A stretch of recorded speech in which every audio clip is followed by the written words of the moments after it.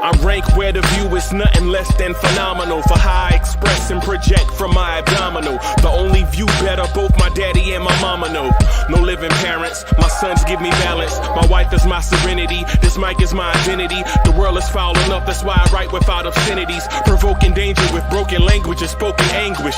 Begging to get hurt, why would you ask to go through changes? Yes, Lord, life's a chessboard, master the angles. Control the tempo, be the one who holds the info. Acknowledge is just as deadly as machete swings. When spoken, the truth is as potent as that Medellin. While others swear the style is free, I just let it ring. Our time is undervalued, soldiers make us better kings. My family's on my shoulder, reaching after better things. Today I take the shot, for them I'd rather set the screen. My mama told me follow my dreams. My daddy told me get it by any means. Stand tall, make him bow to a king. But I've evolved, you can see the resolve. Look in my eyes when you speaking to God. Life and for those who be caught up in using what I was called with the muse. I guess they call it proving I'm more than an artist. Penciling out my darkest while stenciling out a harvest. And storing what gets me from A to B, just like garages. Instrumental with collages. Envision what I've been drawing. Broadway to give you rhythm like the great Lena Horne. So bent on, found comfort in the storm. Find peace and on when you see them others perform. Organized chaos, outcast it like hey ya.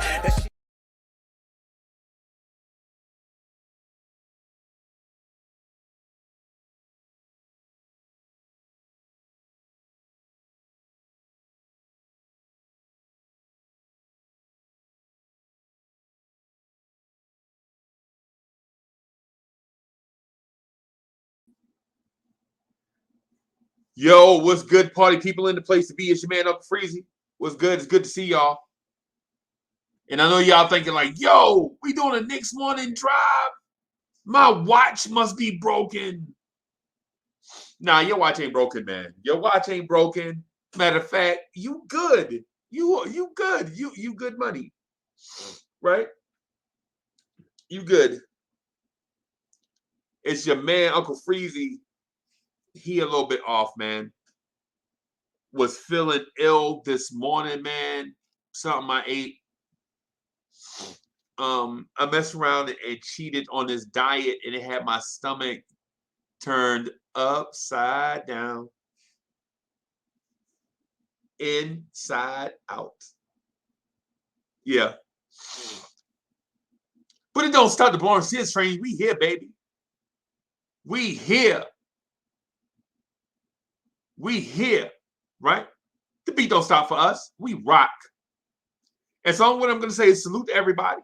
It's good to have you here. We're going to have some real Knicks talk for a few, right? We ain't going to stay too long because my man Hadouken Sharon is going to jump on. I think he said like 5:30, 6 o'clock. He young. Time don't matter to him. He said he's going to do 5:30, 6 o'clock, something like that. So what I probably do is rock right up until he starts and get comfortable, and then end it here and go over there and hang out with him for a little bit, help support his channel. But for right now, I want to holler at my people. Right? I want to holler at my people. Y'all doing good? How y'all feeling out there?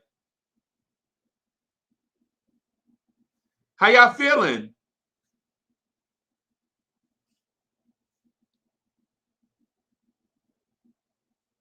How y'all feeling out there?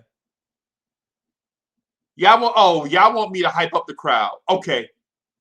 Y'all need for me to hype the crowd up. That's what's going on. Because listen, I already know y'all and y'all. I already know we all in our feelings because we lost to the Bulls or whatever. Yeah, hey man, listen.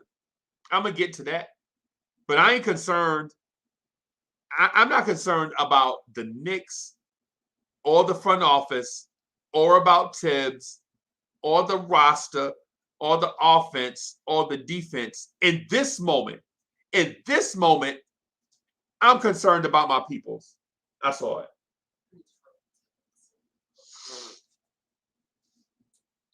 I'm stressed about booking this Christmas vacation for my family, bro. I'm listen. I'm booking a trip to a getaway for Christmas, and it's been stressing me. You know what I'm saying? Certain people don't eat pork. Some people don't drink. Some people don't do this. Some people don't do that. Some people got to have a private bathroom. Some people got to have a such and such. And I'm like, yo, Uncle Freezie paying for this. Where's all this money coming from? Somebody got, I need somebody to help me with this. Anybody out there, anybody out there understand where I'm coming from? Anybody out there understand where I'm coming from? What's good? What's good? I'm just hoping my people, I'm hoping y'all doing good. That's the main thing for one. All right. We're gonna get into this Knicks talk for sure. Right? We're gonna get into this Knicks talk. Right? We definitely gonna get into this Knicks talk, man. We're gonna chop it up for real. And I see y'all in the chat. Y'all like, drop the link. Chill. We're gonna be all right. Link soon come. But before we do that, we have to talk.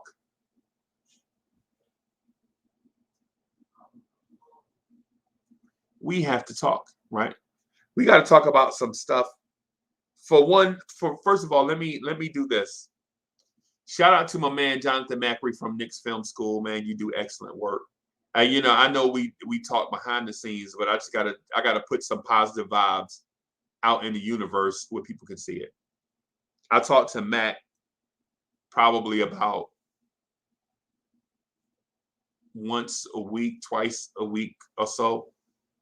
And the same stuff that we feeling over here is the same stuff that they feeling over there. Right? So to the Lawrence Tears family, don't think that you feel a certain way and that you on an island. You are not on an island. Knicks fans everywhere feel just about the same. What's Tibbs doing? Kimba's defense. Oh my God. RJ Barrett shot. Oh my goodness. Julius Randle, stop hogging the ball. Why we keep giving up these corner threes?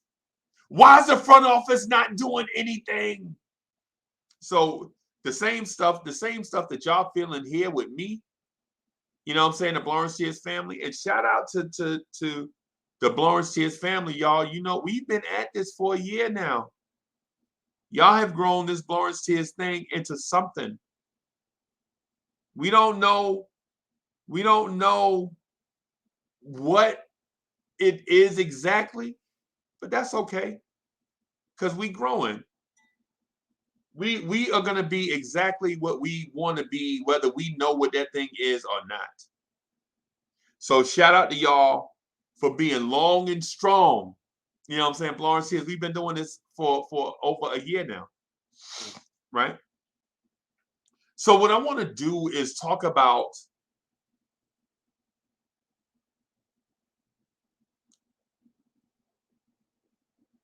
Trouble in Paradise. Right? And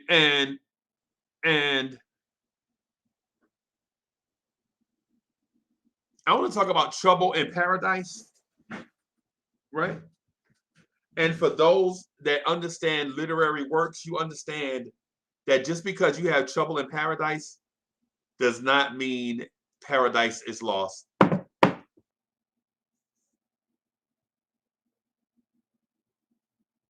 Right? Right? So anybody in here that reads, you understand that pun. Just because there's trouble in paradise does not mean paradise is lost. Right? We don't want to go all grapes of wrath here. Calm down, right? Right? I know you guys want to vent, and I want to. You know me. I am the biggest venter. I am the tea kettle. When the heat comes, I pop off. Y'all know that. Y'all know that. Y'all been around me long enough to understand where you know what I'm saying? Y'all been around me long enough to understand how I am. I try to be rock steady in the moment. That's my name. Rock steady, Uncle Freezie. Rock steady, rock steady. Right? But the thing I want to say before anything else is we are family. All my brothers and sisters and me, we are family, right? It's the reason. Listen, Ty Barbie sent me text messages. I jump right off what I'm doing, go right back to hitting up my man, like, yo, because Ty Barbie, that's my man, right? Andrew College put up stuff. I see it. I'm like, yo, let me get back to, you know what I'm saying? Okay, I got a note from the producer.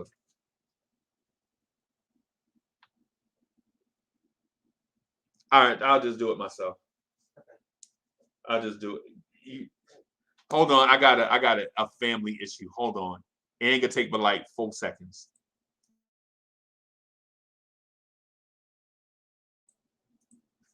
Bim! Bim! That's how you solve family matters. So here's the thing. Here's the thing that I want to mention. I'm gonna take these earphones off because I don't have anybody in the chat with me, but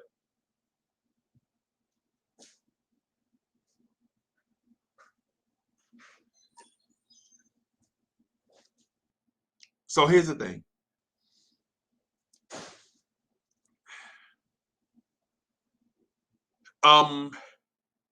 Did I like losing to the Bulls? No. Is RJ Barrett's shot broken? Yes. Is Kemba Walker's defense bad? Yes. Is his disappearing act annoying? Yes. Is Evan Fournier's growing frustration with his role in his offense as the third or fourth guy, knowing that RJ Barrett's offense is broken? Yes. Right? Right? Does Tibbs' reluctance to try something new annoying to Knicks fans? Yes. Should the front office go out and get a guy that can help us right now so that we won't have to dig out of a hole later? Yes, they should. Who is that guy? White Falcon. Who's that guy? White Falcon. Who's that guy that the Knicks front office should go after? Just come up with a guy, White Falcon. Right? So we're at a point where we know we need to do something. The front office knows that we should do something. Thank you. Right? So what I'm going to ask you guys to do, right? Where did I put my? Hey, where's one of the, you still have one of my phone? Okay.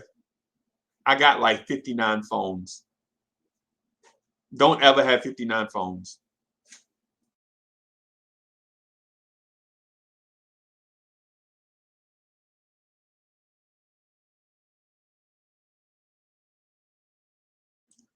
Don't ever have 59 phones. It means you're too busy for real life. Right? So what I'm gonna do is I'm gonna put the link in the chat, right? I'm gonna put the link in the chat. I want y'all to come on, and what we're gonna do, and I'm not gonna hold you accountable to this one, but what I'm gonna do is we're gonna have a venting session where we can vent. And after this venting session is over, it's over. Right? It's basically a grieving session. We'll grieve, we'll vent, but once it's over, it's over. We're not carrying We're not gonna carry venting sessions over, you know what I'm saying, into tomorrow and the day after and all that stuff. You vent once, get it out of your system, and it's gone. Right?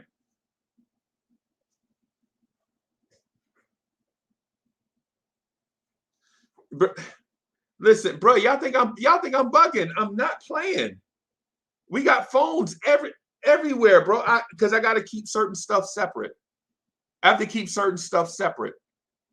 Right? I don't want to be texting Todd Bobby and or on the phone with RC Creative and then my daughter call and then it's be like, yo, hold on, let me do something. Nah, I ain't no. And no offense to RC Creative, but when my babies call, my babies are calling. Y'all know how that go. All right. So I'm putting a link in the chat. And the thing I'm telling you right now, first of all, don't be whack and don't be over talking people because I'm gonna boot you. Period. That's just how this thing gonna go. If you whack, you gone. And if you over talking people, you gone. Period. That's just how. Y'all know how it is. All right.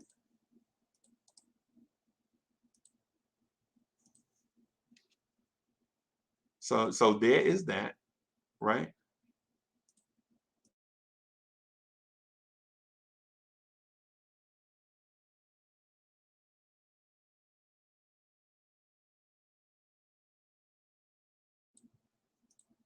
All right. All right. Hey, Mr. DJ is in the building. Mr. DJ says I looked up the box score of every team that played yesterday, and every team plays 12, blah, blah, blah. Okay. All right. All right. Here we go.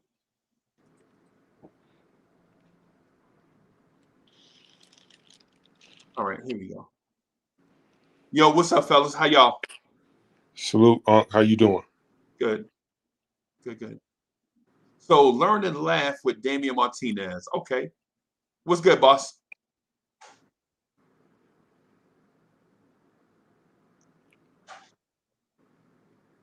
Okay. Nothing. Okay. All right. Sweet. Chuck Allen, what's good? A little frustrated. Last night was not what I wanted to see. Okay. It doesn't seem like we get guys on the same page consistently. The starting lineup doesn't look like it meshes well together. Our acquisitions on the offseason haven't necessarily panned out the way we've planned. Tibbs doesn't look like he's willing to tinker with the lineups unless he's forced to, because a lot of guys are going down with injuries and stuff like that. Our second team can't be the best team, because if that's the case, then you got to trade everybody on the first team, Right. because that means that the people that you're investing in is not giving us a return. And if you keep investing in something that's not giving you a return, it is a liability. Right. Something has to change. I don't know what. I don't know who we get to fix this mess. There's definitely enough blame to go around. I don't believe, even though we got Tibbs, I don't believe that the front office was in sync with Tibbs, because even the acquisitions that we got in the offseason, you should have known that those weren't the type of guys Tibbs would normally go after and get. And I feel like he's playing like a game of chicken with them. Like, you either going to get me the guys I want, or I'm going to keep playing the guys that you get, and we're just going to have the results that we have after every game, whether we win or lose. And I don't think that's good for the franchise. Right. Okay. So you are frustrated. Very much so. Okay. And I hear you and your frustration, right? I hear you in your frustration. But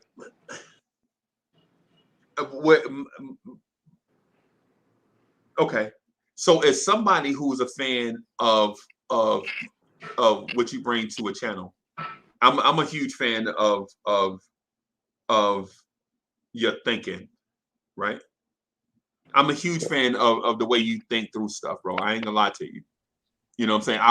I wish we could, you know what I'm saying, have more of you so that you and I can break down stuff together. You know what I'm saying? Oh, wait, before we do that, before we get into that though, I cannot believe who just jumped in on the afternoon joint. Salute, oh my J. goodness. Boog. Let me do this real quick. Yeah. Let's get it.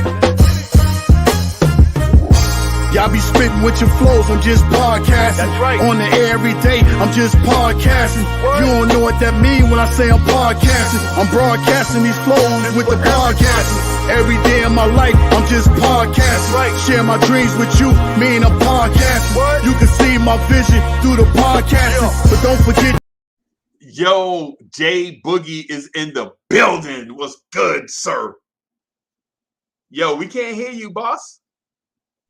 I said I've been spitting this venom since karate flicks. When Mr. Sim was sharing nothing but the Knicks. I guess you know by now I've been through some tough years.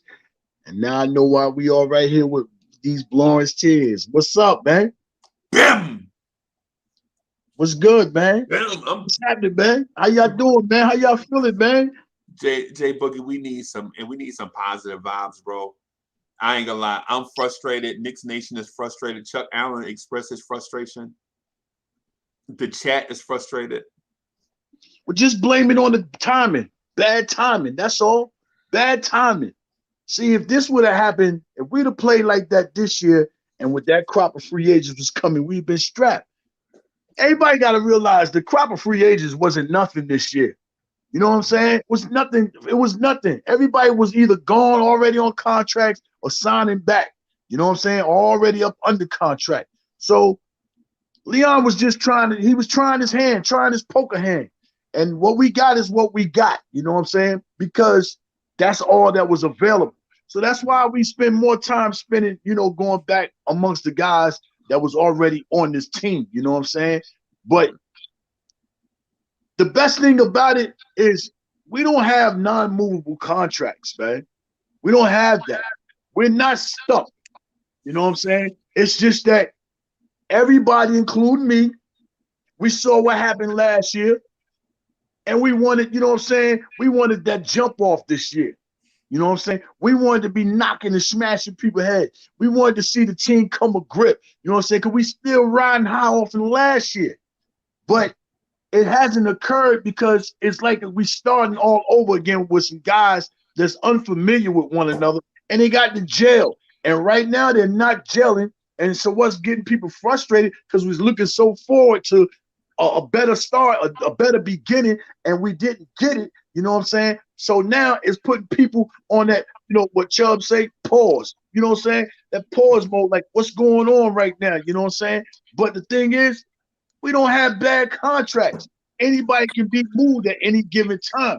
My problem I'm dealing with is, if you're not performing to your money and you're not playing up to your draft pick, none of that, then put somebody in their place that's hungry to do what we expecting those guys to do, but they're not getting it done.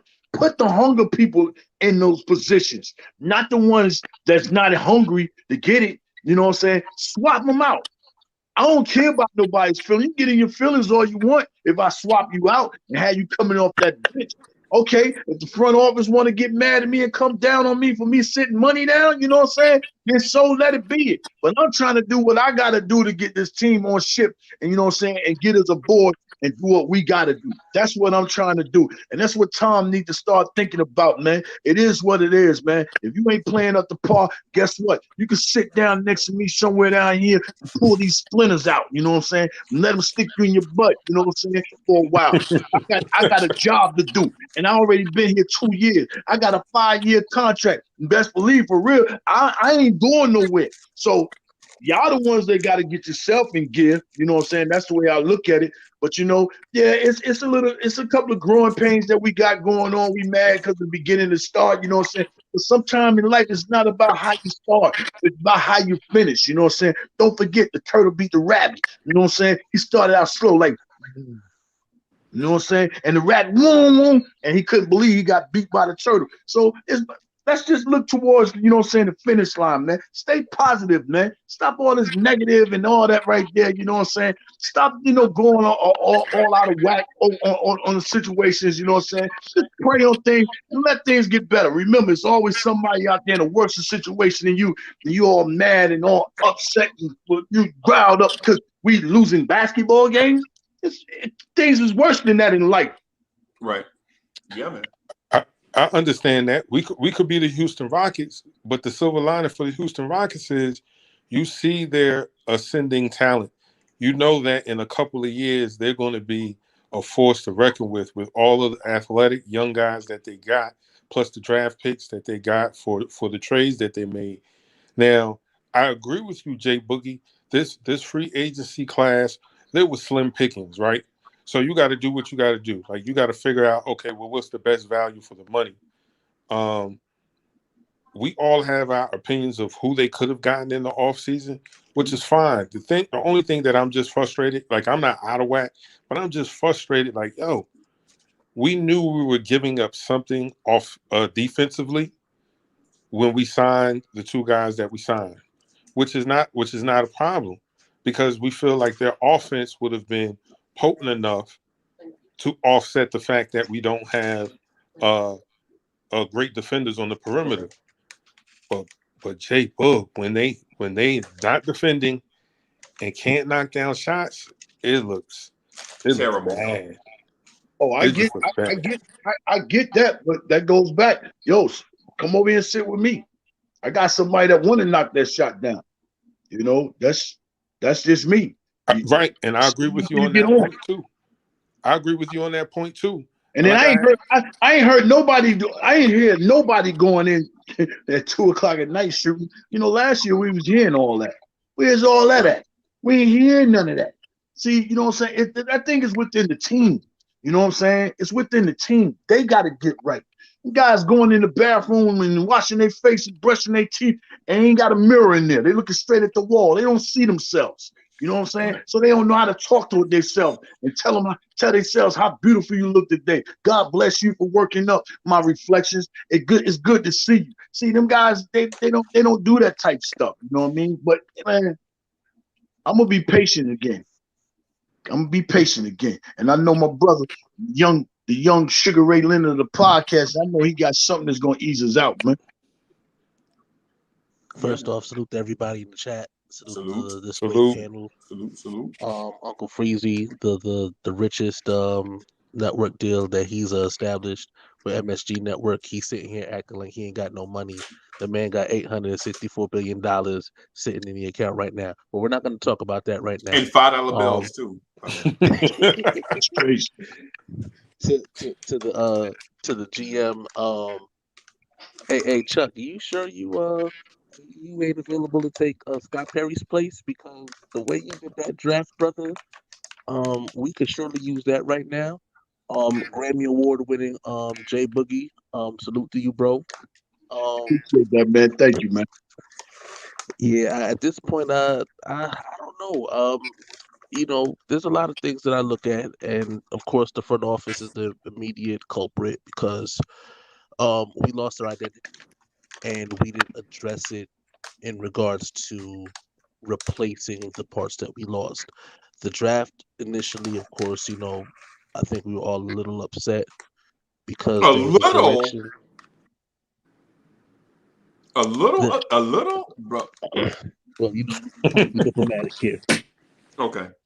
I don't want to mess up Freezie money. You know what I'm saying? The network deal could get pulled, and then it'd be DSJ's fault. You know what I'm saying? And I don't want that to happen. So, you know, overall, my biggest problem again, we just lost our identity, and I feel like in regards to not only just kind of whiffing in the draft, but um, again, Evan Fournier is a good player. I just don't think he's a good fit with this roster makeup at the moment.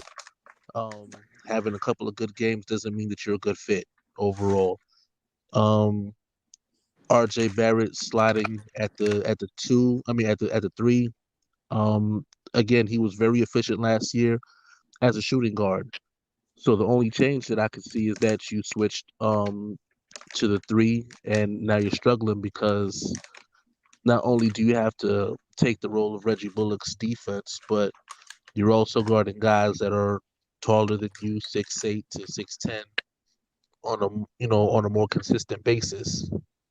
And I think that's taking a little bit out of him, especially when it comes down to his offense, because now you expend a lot more energy on defense than you did last season. Um, Hey, the DSJ, that means the off here come trouble, bro. Say again. Trouble is brewing on horizon. All I'm gonna say is this. Must be the star child. Salute.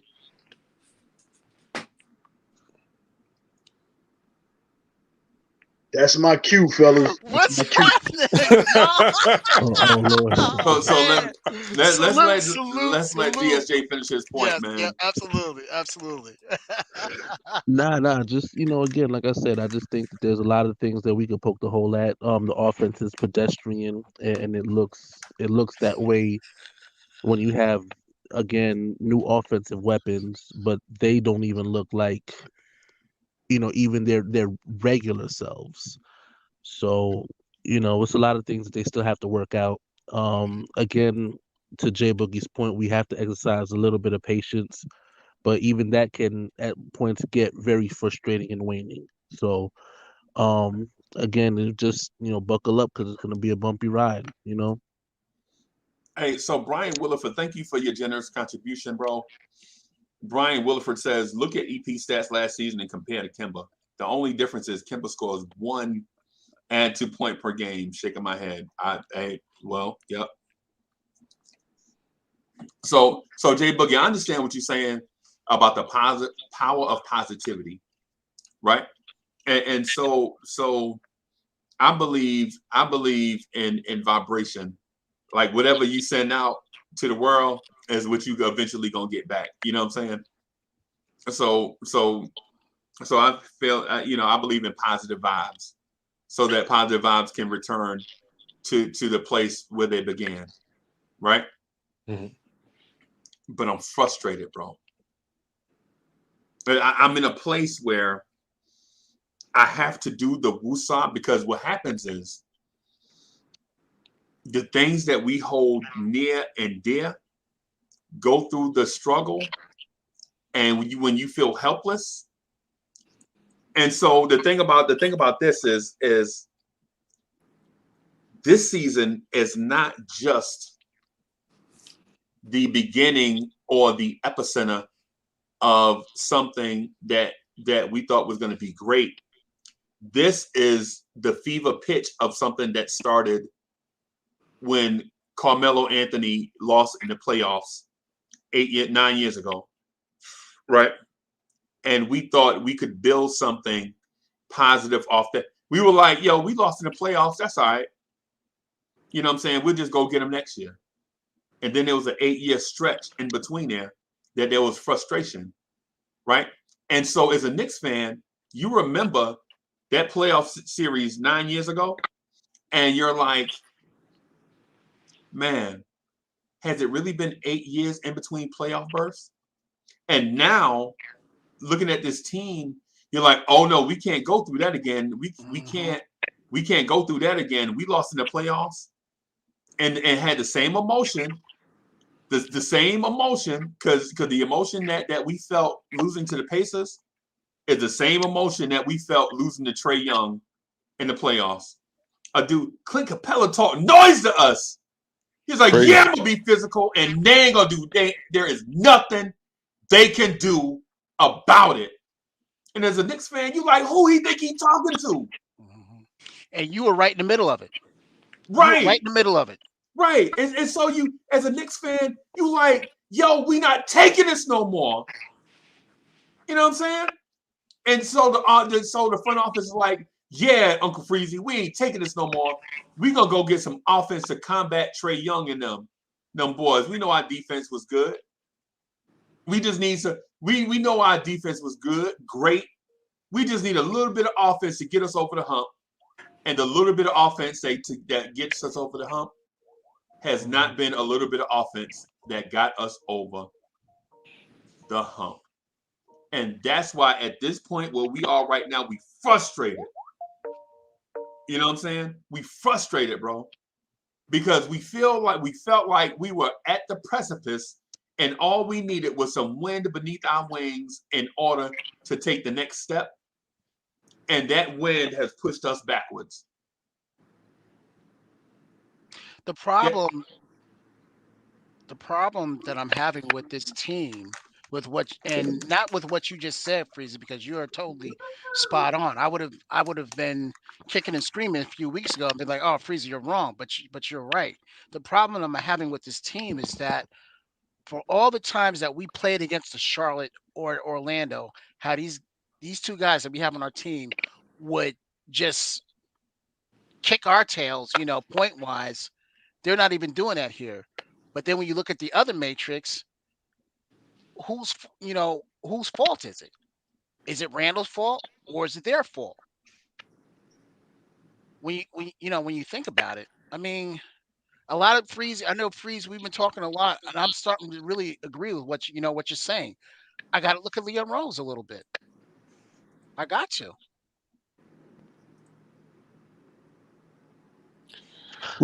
We have to look at the front office because that's where it starts. Because they're the ones who make the deals to bring guys in. A point that Uncle Freezie made about 9 years ago, with Carmelo making the playoffs. You know, one of the reasons why we did, because we did something that we hadn't done since Charlie Ward, and that was get a starting point guard. Even though he was 40 and close to the end of his career, he was still better than just about everybody that walked in the door before him. And that was Jason Kidd. We didn't address that. We didn't address getting a starting point guard. I think that's part of the problem. And a starting small forward. We already had a shooting guard. There was no reason to move RJ to the 3, because we saw when he played some 3, the same things that is hindering him this year had hindered him those few games where he was playing the 3. He wasn't big enough to deal with the guys that are 6'10", 6'11", right? When it was time for him to go bully ball, they had the length, whereas shooting guards weren't as big as him. He could take advantage of that mixed match. Doesn't have that. What puts pressure on our front court is that there's no perimeter pressure. Guys just get blown by, and now you got big men trying to scramble to stop the ball and recover to defend their man. That's impossible, man. That's impossible. You can't expect these guys to do that. And then, again, the parts that we got aren't working because their offense is off. We saw when the offense is clicking. We set records from the 3-point line. We see when that thing is going, what it looks like. But it's been too many games where it hasn't looked anything close to that. And I just feel that we need to, when something is not working, you got to make a change. If your remote control is not working, and you done hit it a couple times, and the channel still doesn't change, You change the batteries. You That's change the right. batteries. Beams, That's if you listening, change the battery in your smoke alarm. So Chuck, in Yes, sir. retrospect, in retrospect, we should have really went after the two guys two of them I was really pushing for. We should have went after a Kelly Oubre or a Terrence Ross. Those are the two guys, because then that would have spelled out our small forward situation. I Well, like Kelly. Terrence Ross is more of a shooting guard. Terrence Oh, Ross he is is? more of a Okay. 28. Yeah, Okay, yeah, never mind. yeah.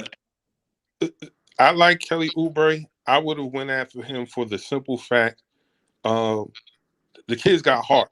If anybody like those games where we look sluggish, I guarantee you he wouldn't have been the guy to look sluggish. He would have been the guy to catch a body off a baseline or down the middle that would have gotten guys amplified.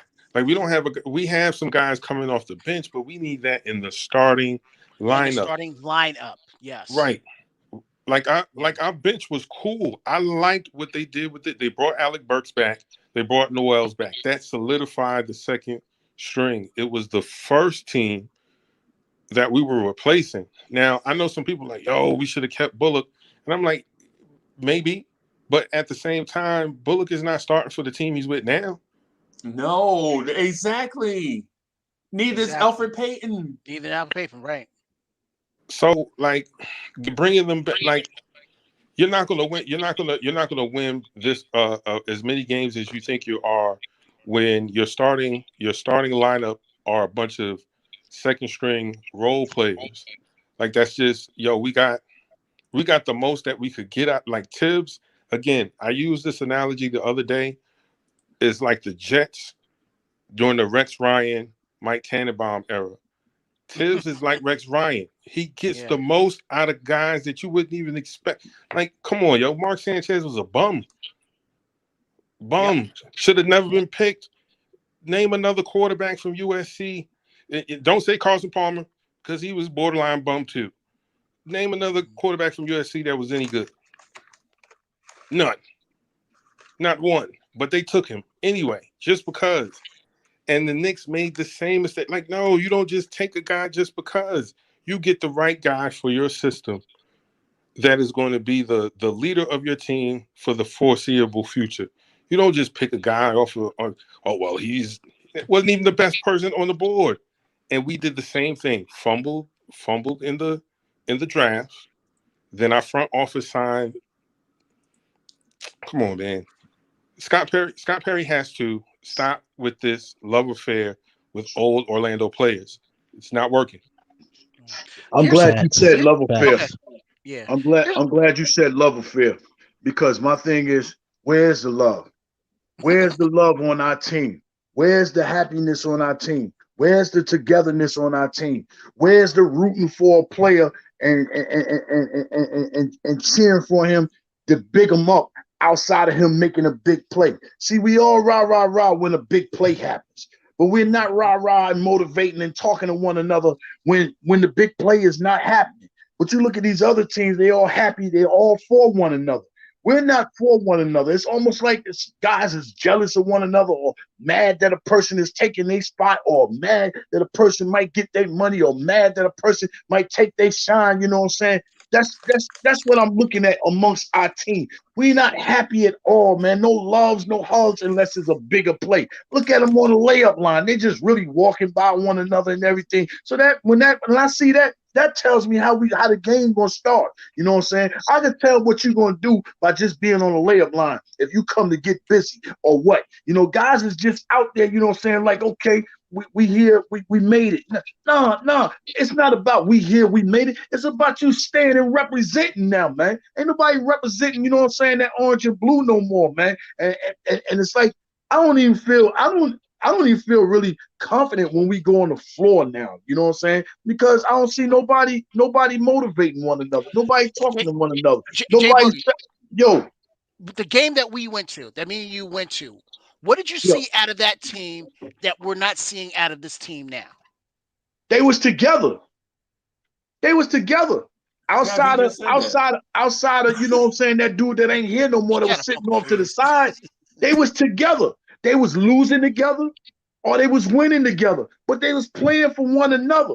You And know there what was I'm saying? only one guy that wasn't with it, and that was Alfred Payton, who we Right. shipped out. But Yeah, everybody else, everybody else was I getting seen him do that twice. I seen him do that Yeah. once in the Garden, and then me and Freezie seen him do that in the playoff in Atlanta. You know what I'm saying? I seen him do it twice. But my thing is, we're not together, man. When we start being together and being happy for one another and rooting one another on, you know what I'm saying? Patting one another on the back, letting them know it's okay, I'm with you until you get up out of your funk, then players are going to continue on staying inside their funks, you know what I'm saying? Because they feel like they don't have a brother they got their back, you know what I'm saying? See what is that a happened? reflection of the players themselves, or is that a reflection of the coach as well? That got nothing to do with the coaching. That's the players themselves. That's the players. Tom don't did what he could do. Okay. The offense don't did what they could do. They gave you the money. They put you together. Right. That's on the players out there. I don't want to hear none of that talking about guys is upset about the play calling and all that. Dude, be upset at your game. Your game is not up to par. That's what's happening. You ain't looking to point fingers and blame it on everybody else. Blame it on yourself. What about you? What's wrong with your game? When the last time you dived on the floor? I can at least say Timber will take a charge. I will say that. You know what I'm saying? But when was the last time a player did something outside of his best part of his game? You're jumping, not working. Do something else. Exactly. J Boogie, you made a point there, right? So I watched Julius Randle and Evan Fournier look at a ball go out of bounds. They look at each other like, why didn't you die? Why didn't you die for that loose ball? I thought you was gonna get it. That's why I ain't go. Right. Nah, I blame Kev. Right. I blame Cornerstone Kev. Thank you so much, DSJ. I appreciate it. They're confused, just like Cornerstone Kev is confused. He don't know if he want to be Marvel or DC. He don't know if it's cape or no cape. I'm people. The ball. You were Shazam and Captain Marvel. I know then you Star Child. Then you Doctor Strange. Listen, as a Knicks player, I'm pretty sure if you at the game just like that, they confused too. They listen. Who is this guy? And for 48 minutes, they're so focused on who is this guy that they're losing the game. So I can see why they're losing at the Garden, because they don't know who this guy is, and he's such a distraction that he's costing us. So Kev, I'm gonna need you to sell your tickets, bro. I'm gonna need you to give those up. I don't have any. Hey, J Boogie, see how you do me, man. He need to do you like that. I ain't even gonna get on you. I'm waiting for that phone call so I can let you have it. I called you a couple times, man. When you call. Salute to y'all, man. Salute. Let me find out you still need a beeper, a pager or something. Wake up in the morning, stop at the store and buy a $5 roll of quarters. Yeah, he talking find out, man. He in the bodega talking about where the Skytel place at. Oh God. Where the Skytel place at? How long you been going, bro? You looking for Skytel? but yeah, so to you guys' point, and J Boogie, I pointed this out when you were away. Our frustration right now is not just that we had a bad game against the Bulls, or necessarily the start of this season. Is actually a replica of the frustration that ended with a playoff that started with a playoff loss. That started with a play. Oh shoot, Duke, I got to get you an intro, bro. What's good? What's up? Nah, it's fine. Don't worry about it. I gotta do. I keep forgetting. What's good? What's up to everyone in the panel? What's up, Duke? How you doing, man? I'm chilling. How about you? Man, you know me. I'm lounging, man. I'm in the airport waiting on that flight, man. It's delayed though. Oh, you going on a flight? Huh? You going on a flight? Yeah, I'm talking about the Knicks. Oh, you still didn't hit me back about the trade because you called me. You never answered back. Oh, you ain't say nothing, but I hit you up after this is all over. I'm gonna jump off in about 5 minutes and I'm gonna listen to what. Yeah, Freezie. just text me because I texted you. I don't think you saw it probably. Yeah, Freezie, he pushed me to the side too, man. I don't know what's good. I need to get some Mike Williams, my receivers. But Yeah, anyway, but anyway, I'm gonna catch y'all next go round. Yo, peace out, Yeah. DJ. All right, So That's what I down. was getting at though, to the point that I was making with Jay Boogie is the frustration that we feel right now, like with Miss Geraldine and Jarrell Williams and Real King, is not that this team can't gel. It's that we've been here and done that before. We've been at this place. Like when we lost to the Pacers, we was like, okay, they got us and we mad and we frustrated, but next year we'll be back. Mm-hmm. And what happened is next year we wasn't back. We went 8 years without making the playoffs and the team was trash. And we went through a lot of ups and downs being the laughing stock of the NBA, right? And last year, we lost to Trae Young in the playoffs, right? And a lot of Knicks fans were like, it's okay, we'll be back. But a lot of us that were scarred by that Pacers series know that this is deja vu, right? This moment that we're in is deja vu, right? We've been here before and we know what this feeling is like.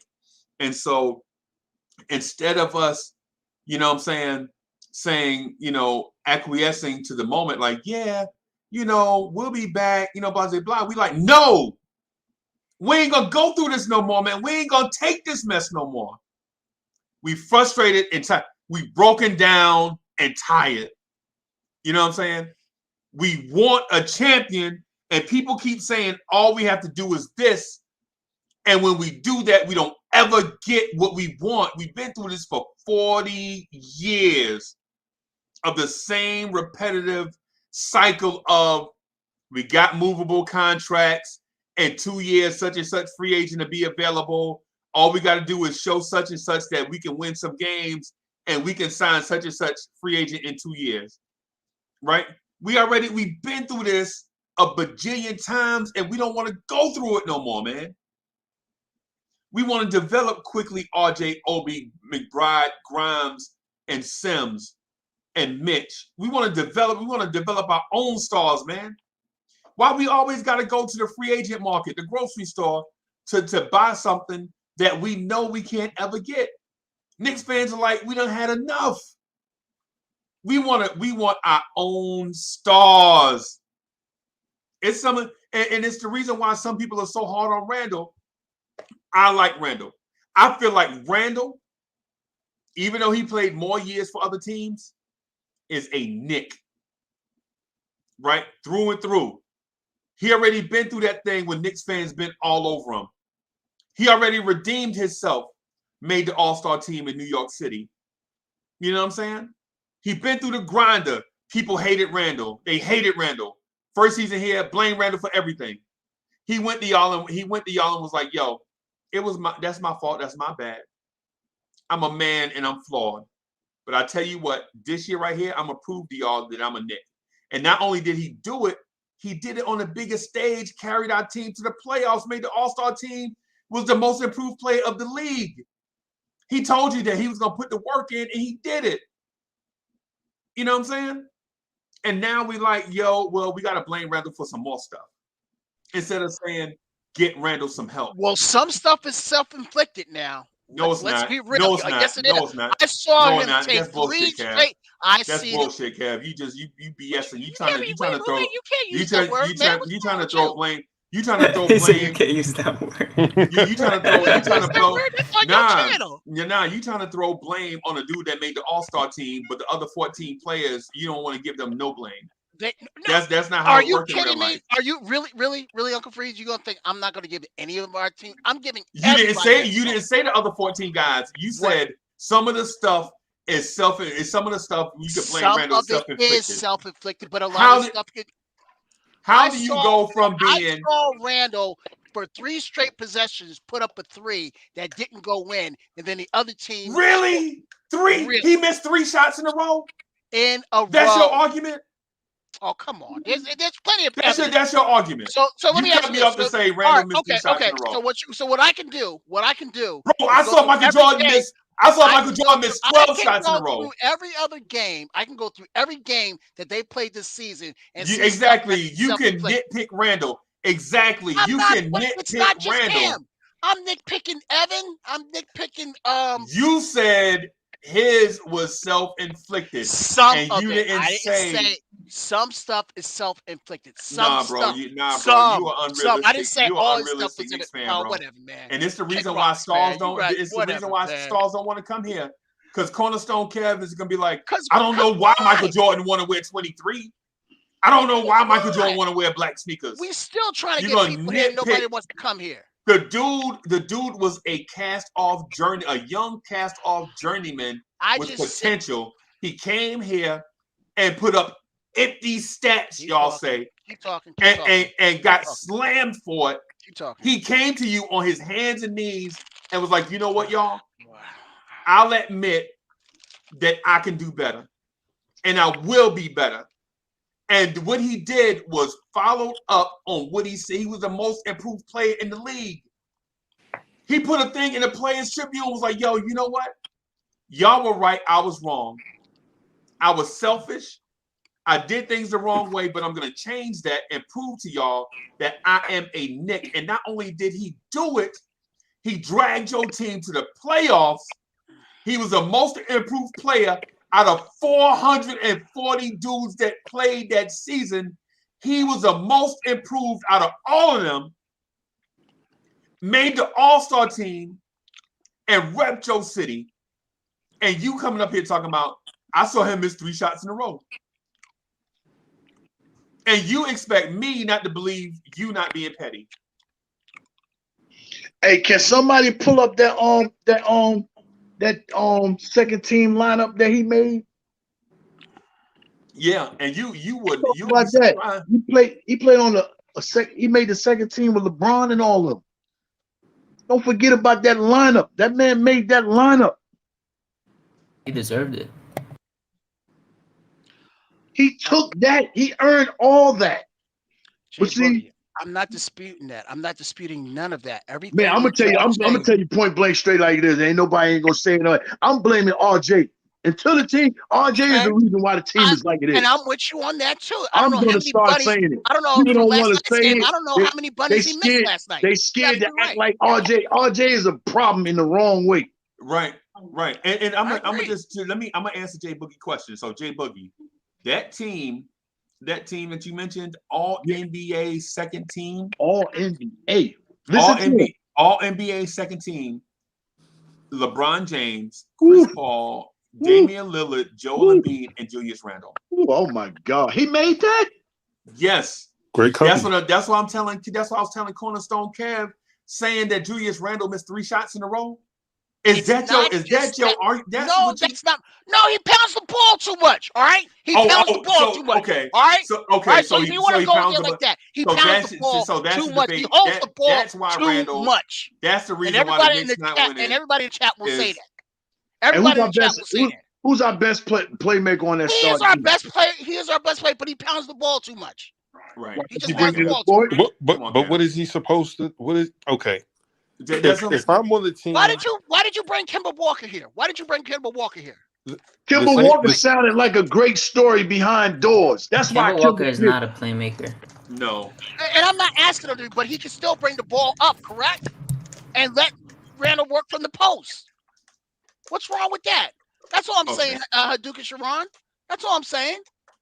Nah, man, this is being petty. Oh, it's not being petty. You just trying to poke the bear. You poking the bear, and you trying to do it all. Why would I, Uncle Freezie's word? Kev, that's all you're doing. Next one. Next one. Why would I poke? Why would I just poke you? Because that's what you do. Because that's what you do, Benny. Nah, bro. That's what you do. You said a dude that was the most improved Benny player. Snake Eyes. That's what you do. That's what you do. That's what you do. Towards me, that's what you do. You just being petty. No, you're wrong. You wrong. Richard Petty. You Richard Petty. Hey, Cornerstone, why you sitting over there acting like nobody don't love and care for you, man? Come on, he don't. Man. I know it does. Hey, everybody know that you're the oldest baby of the podcasters. Oldest baby. You are our baby. That's why know that. you call yourself the star child for a reason. Yeah. That's not the reason I do it. Hey, you younger than Hadouken. I wish. I wish. Other dudes got to step up on the team. You know what I'm saying? They gotta play their role and their positions. You know what I'm saying? And until they start doing that, we're gonna remain right where we're at. That's why teams can continue on playing us like the Atlanta Hawks, because dudes is not stepping up. It's not like they ain't capable of stepping up and handling it, but you can't just do that against, you know what I'm saying, guys that don't play defense. You got to do that against guys that are elite. You know what I'm saying? That's what makes guys like Kawhi Leonard elite. They can go stop you and then come down here and kill you. You know what I'm saying? You got to be able to. I don't want to hear you giving your all on defense is taken away from your offense. Stop that. Stop that. Stop that. Right now, we're having the same problem that we had in the playoffs. Yes. Teams figured out Randle and what he likes to do, so they stopped that and then forced other people to do things, and they're not hitting shots. Hey, Chuck, real quick. They haven't figured. See, that's the thing. They haven't figured out Junius.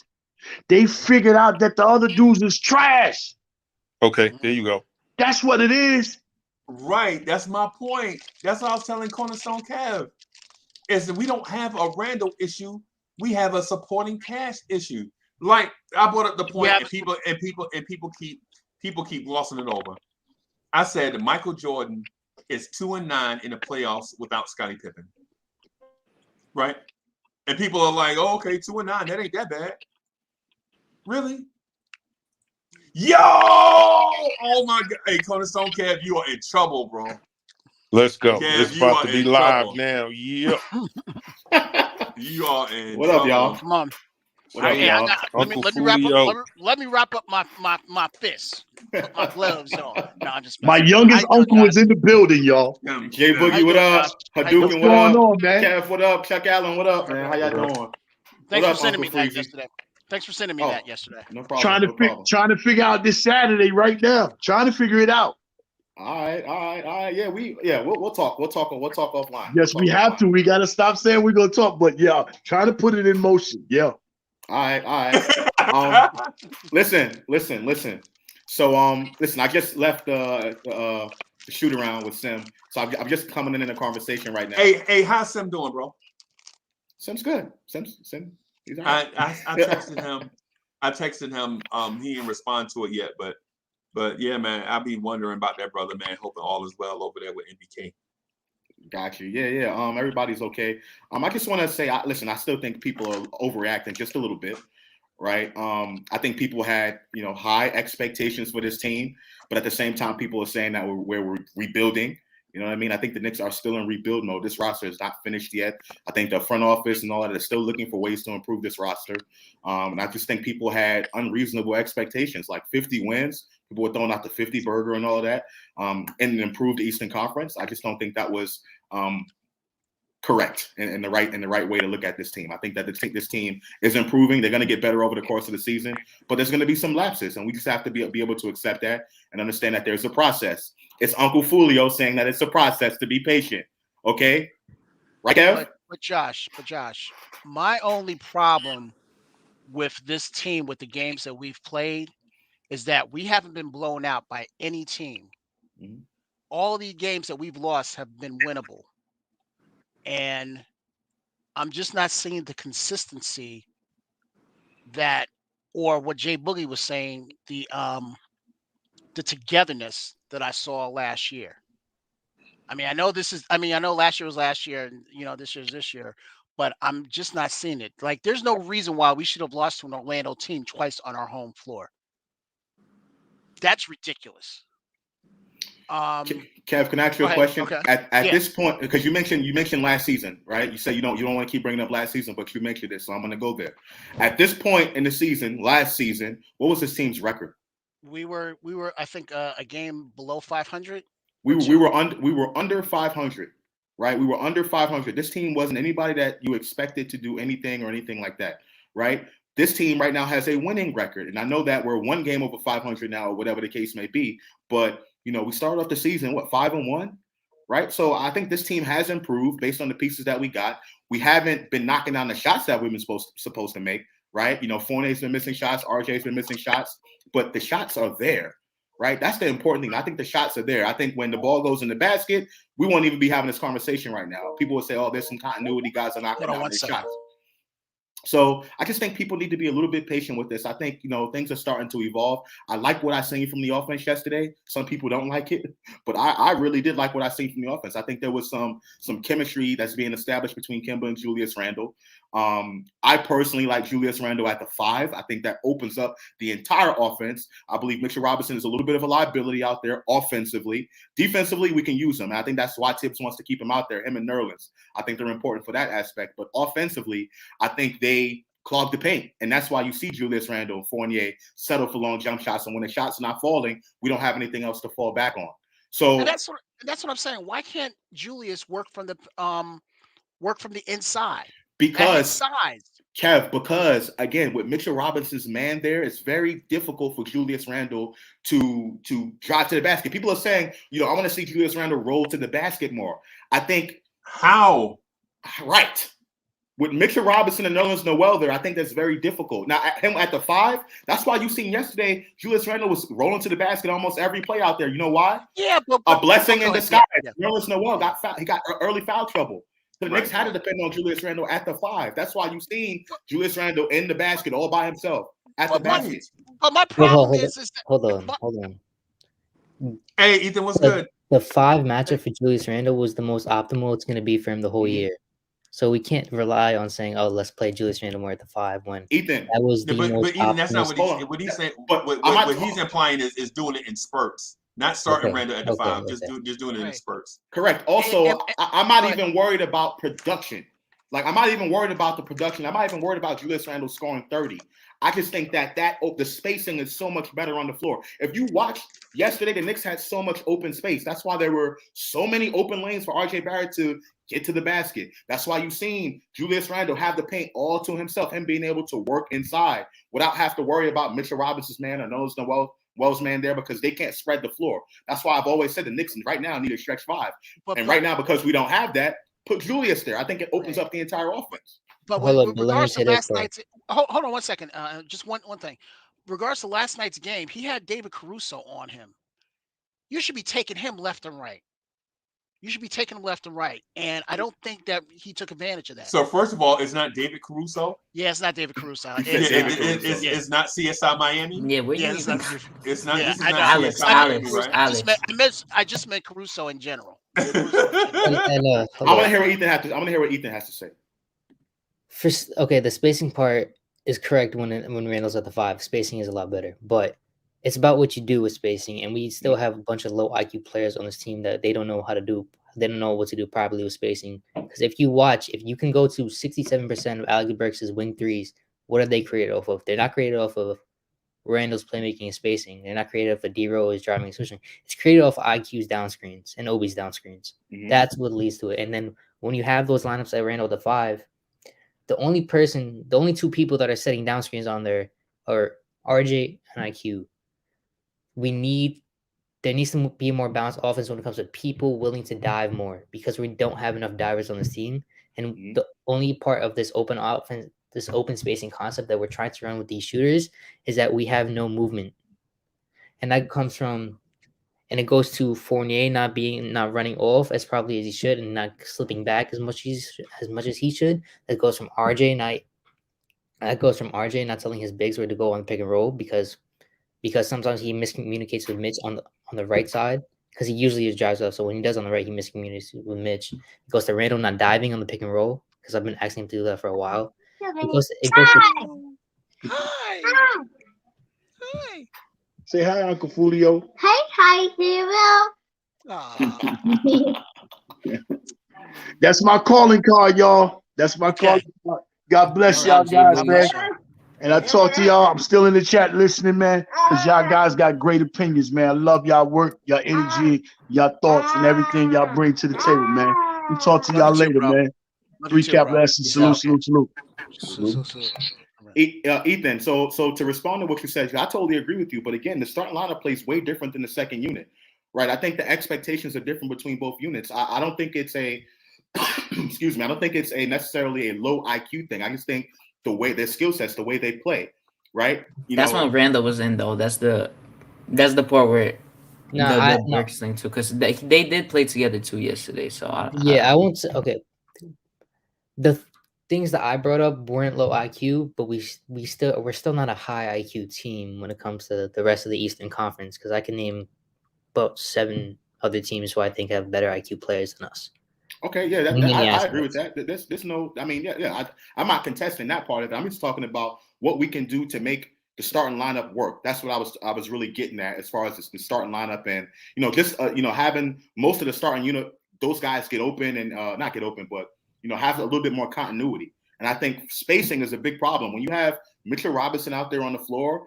His limited ability on offense, he can't spread, he can't do anything else. I think that prevents Julius Randle from getting inside. I think that. Hold on. I think. Now this is one thing I will say, and I'm going to mention something negative about Julius Randle. This is not all positive, Julius. I think there's some things that he can do better. Even when he's at the 5, I don't like the fact that he takes the ball on the perimeter. I want to see him get lower and work inside out instead of if he gets double teamed, he's on the wing and he has to pass the ball across the court. Right. So I think that's one problem. Second thing, like you mentioned, guys are not moving without the ball in their hands. The guys are just standing around watching Julius Randle work. So I think that's another problem. Right. So I do agree with you. That's an IQ thing to me. That's an IQ thing. You gotta be able to move. But what you just said, the 2 things you just mentioned is the reason why. The second thing you mentioned is why the first thing doesn't work. So I'm going to talk basketball because you brought it up. You brought it up. And so it's my chance to be a basketball nerd. When the Knicks run the 5 out with Julius Randle in a 1-4 motion set, right? Julius Randle has the ball at the top of the key, and you have 4 wing players that can all dribble, pass, and shoot, extended across the free throw line, like 1 dude on each corner and 1 dude on each wing, right? That's 4 people in a straight line across your basketball court. Julius Randle is up top. What happens is they have not developed the continuity yet in order to have a motion continuity offense run, because they have not had enough time to play with each other to get the natural rubs and screens for each other by running motion. So what it looks like is Julius Randle is running ISO at the top of the key. Right, you brought this up, so I'm just but you said that the second thing I said doesn't concur with the first thing, which you didn't tell me how they don't concur with each other. I'm getting to that. So you got to. What I said was they do not have the continuity to run a motion offense to get natural rubs and screens for each other, right? I did say that, right? And so what it looks like is a bunch of dudes standing around for Randle. And they have not had the amount of time to develop a natural chemistry and a continuity because a motion offense is a continuity offense. It's not the triple post. It's not the triangle, right? It's not the pick and roll. The 1-4 motion is one that you have to learn each other by playing with each other. So these guys are learning where to be at on the floor with each other. That's why you see the combination of big. That's why you see Fournier, RJ, maybe a Kemba, and somebody else on the floor with them. Maybe a Quickly on the floor with them, where you have guards that are screening for each other, diving. I call it cutting, right? But it's the thing that Ethan mentioned, right? Opening it up, natural driving and passing lanes for each other. They just hadn't had enough time to get it. Now, if you're patient, by maybe January, February, you'll see this thing be the most beautiful thing you ever seen in your life. But it doesn't start out like that. It always starts out like the ugly duckling because they don't have enough time. Now, to blame Randle for that is crazy, right? You can't blame Randle for that, bro. I'll say this though, I don't like the Predator idea that we built, that our offense is being run through motion with Julius Randle as our lead playmaker. Because I don't think he has the IQ to be a lead playmaker in the. I'm talking about in the 5. I'm talking about in the 5 out set, the limited sample size. In the 5 out setting, yes, he'll be better, but we're not going to be running 5 out for the majority of the year. No, because we value rim protection. We value rim protection. So when with our motion offense, with the other 3 wings and Randle, I don't like the idea of doing that with Randle as our lead playmaker because the floor is more tightened up together, and he's not good at making keys.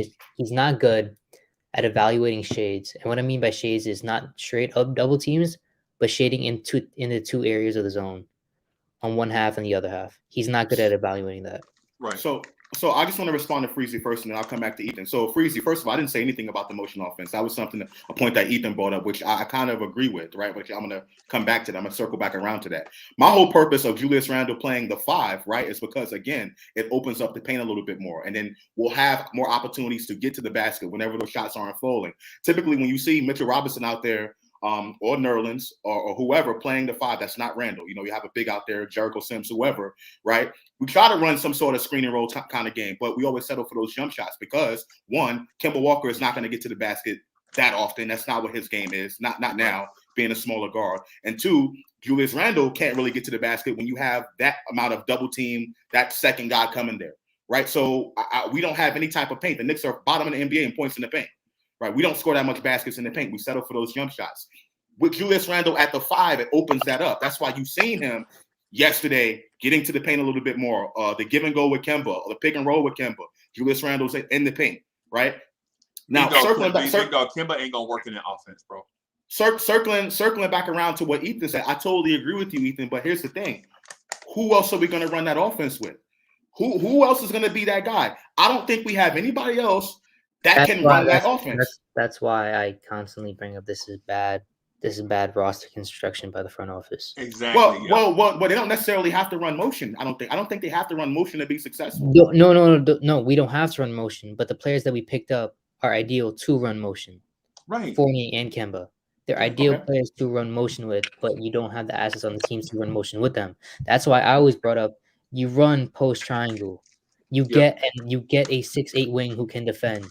You go and you pay the money. You overpay to go get a Gary Trent, or hell, even you go get what's his name? Norman Powell. You go get those dudes. That's because those people I wanted. They fit better in the system. You don't go and get a dude like Evan Fournier and you use him on handoffs and you're not even using him as a lead playmaker, because that's what he does best. You don't get Kemba Walker and you're trying to do what they did with him and Kemba. Look what Boston did with him last year. They played him off the ball and they used him in spurt minutes when Jason Tatum and Jaylen Brown were out before. He had 2 sets a game of 2.5 minutes where he would be a lead playmaker. The rest, he's playing off the ball and he's moving and he's cutting. Yeah. So let me ask you a question. Hold on, Kev, real quick, Ethan. So let me ask you a question, right? And this may sound crazy, but I don't think it's that crazy. Who said the Knicks were trying to do something substantial this season? Like what if those moves could have been just as contract fillers, just as flexible contracts that they can be able to move in the future? So who's to say that those moves right there were supposed to be a 50 win or like a team that's going to win a lot of games? No, because I'm asking the question. That's the question. I'm not saying that you're saying it. They still have the intent to make the playoffs this year. Yep. I still think they can. They still can. Yeah, I know. I'm saying that, but the front office knew that even in the offseason that they were going to try to make the playoffs this year, no matter what. They're going to try that. But the combination of those moves, the Fournier contract, and the draft, which is all the players that they picked are high floor, low ceiling players, and you don't play them. Yes. So that only lends to one thing, is that I don't think that this is great front office construction. This is great roster construction by the front office, just based on that fact. Because if you're doing what you're doing with Grimes and McBride right now, you could have picked players with way higher ceilings and let them develop and sit on the bench for a year. Yeah, or go to the G League. You could have picked the Kai Jones, and instead of your big problem being work, you'd have somebody on the bench who you're developing. Yep. Okay. That's fair. I didn't look at it from that standpoint. I understand he's not even using his rookies at all. Right. I don't think it's Tibbs not using his rookies. I just don't think that the front office gave him the players that he wanted. Right. but he picked the rookies. No, He no, picked I them. don't we think don't- I don't think that I only think that the Tibbs pick in this draft was McBride. I don't think Grimes is relatively a Tibbs pick. Yeah, it don't Because seem like it. because if you look at all the wings that Tibbs has drafted, the only small wing Tibbs has ever drafted considerably was Josh Okogie, and he was 6'6", and he was 255, and he could guard a 3. I think he knew that if he drafted Grimes, he wouldn't have been able to play him at a 3. So, I'll play devil's advocate, but I'm gonna let someone else go. I've been talking for a while, but I'm not trying to. I see where you're coming from. It makes a lot of sense, but I just want to play Ethan, devil's advocate. Just to throw it out there. So Ethan, who would you have picked up? Who would you have thrown the money at for a small forward and point guard? Who would you have thrown the money at? I would have thrown them. I agreed with Mark to the point of throwing the money at DeMar DeRozan. Yep. I wanted him. I would have thrown the money at DeMar. I would have thrown the money at Gary Trent and Over Fournier, yeah. And Norman Yeah. Powell. Yep. And to Ethan's point, the same money you spent on Fournier and Nerlens Noel, you could have had DeMar DeRozan. And I would say, but apparently Knicks fans were trying to troll so and say, overpaid. And I would say this too. I would have paid Kelly Oubre before I paid Evan Fournier because I think he's a better fit. That one still to me is I don't know about that. that. You could go one way or the other. I say because he got 10 mil, so I say you that could, because but I don't know as a starter. We don't have enough slashers on this team, and the role that Fournier's playing, Kelly Oubre could have played. Yeah, he's not knocking out shots. Yeah, you're right about that. Yeah, he's not knocking out shots, and he gives you better defense. I agree with that, but the thing to me is, I mean, you could have him as a starter, but it's like I don't know. I would have probably liked him more for a bench, but I mean, I guess. Or you could. Oh, he got paid less than Alec Burks. You could have paid him instead of Burks and let him run with the second unit. All right, let me just do something. You should trade for Valanciunas. All right, so let me do this real quick. So thank you, Hardwell, for your generous contribution through Cash App. We always want to shout out, our people that contribute to the betterment of the show. So thank you, Hardwell, for that, man, for your generous contribution. Shout out Hardwell. Wasn't he in here? You didn't say a word. Yeah, I was trying to get to this, and then he disappeared. So he probably might be busy. Since we can't get DeMar DeRozan, and to Ethan's point, the motion set with Julius Randle with the 5 out, and so I know most people don't understand basketball jargon and terminology, and I know most people hadn't played organized basketball, whether at the high school level, college level, or pro. I understand that. So what I want you to do though is when cats like Ethan get in his bag, pay attention to what he's talking about, because Ethan is in the fire right now. Ethan is a future 5-star ESPN top 100 shooting guard out of New York City. You know what I'm saying? Ethan, how tall are you right now? 6'5"? He's 5'9". I'm 5'9". Yeah, so 6'5" is right around the corner. Okay, all right. So when Ethan said, he doesn't trust Julius Randle's basketball IQ, and that No, 5 outset. No, my thing was last year I was the biggest supporter of Randle, but my uncle, he's a EYBL coach, and he coached against Randle, and he said he'll be good for the regular season, but when it comes to the postseason and when the court shrinks, he doesn't have the IQ to play. And I always argued with him about it until I watched the playoffs and until I saw this year. Right. Oh, he was disappointed. Yeah. Right. But the thing don't tell Freezie that, because Julius is the best thing on our team. Julius is the best thing on our team. Yeah, I thought. You got anybody better?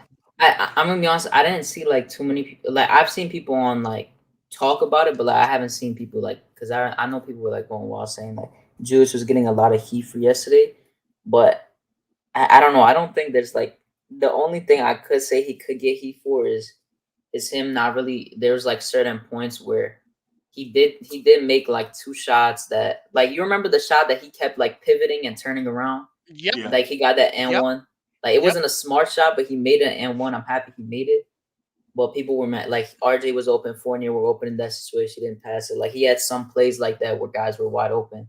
I can see why they were mad at that. But other than that, I mean, he did really good. But Freezie gonna give him a free pass. It was his best. Freezie gonna give him a free pass. Yeah, I'm gonna give him a free pass. But you can't. It's not free pass because he did really good yesterday. So I mean, there's obviously gonna he had 5 turnovers in the game. He had horrible. That one he had with Fournier was just idiotic.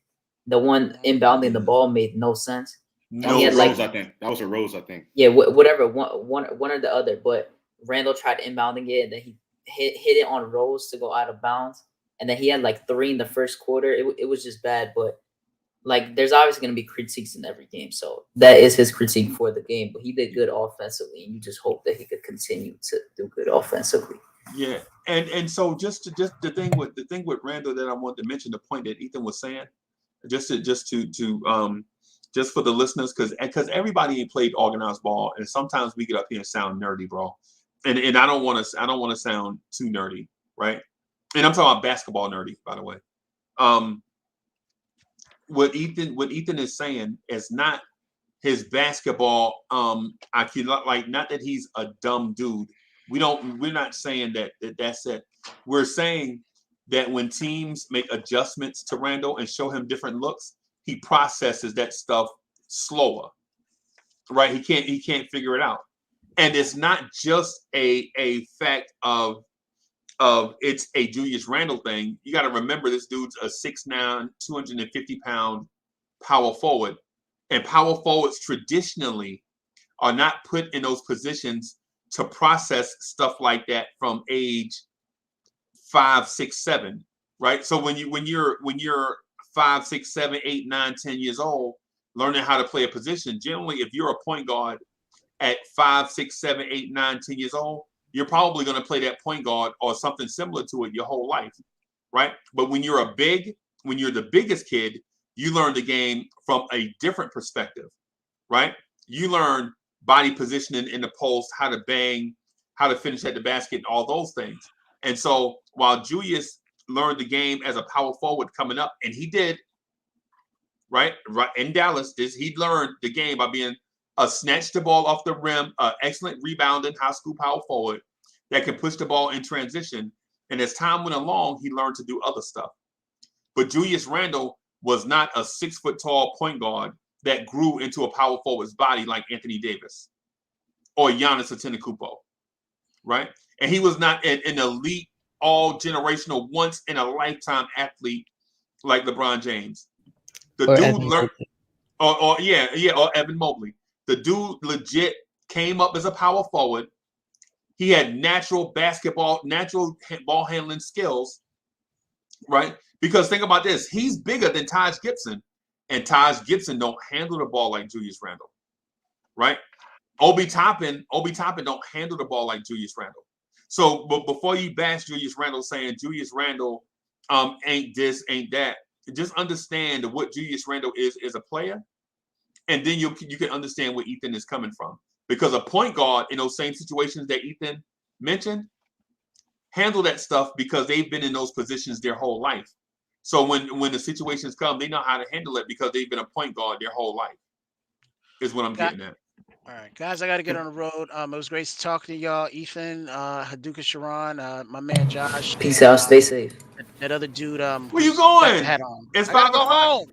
I gotta go home, man. Come on, bro. Why you always leave? Why you always gotta clock out. party? You gotta clock out. I already clocked out, Josh. I gotta go home. All right, I gotta Go go. home. So you're not gonna jump on?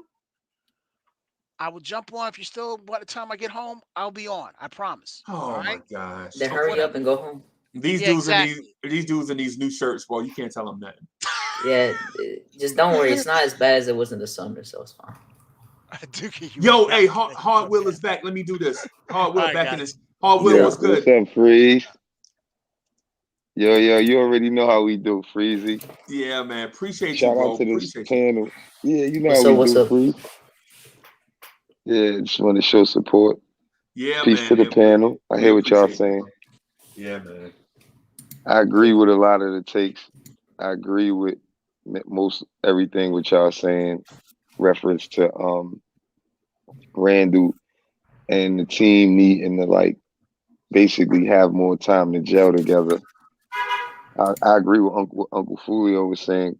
He was saying like, you know, we as Knicks fans though too. My point is like as Knicks fans, a lot of people just jump the gun and start saying this and that.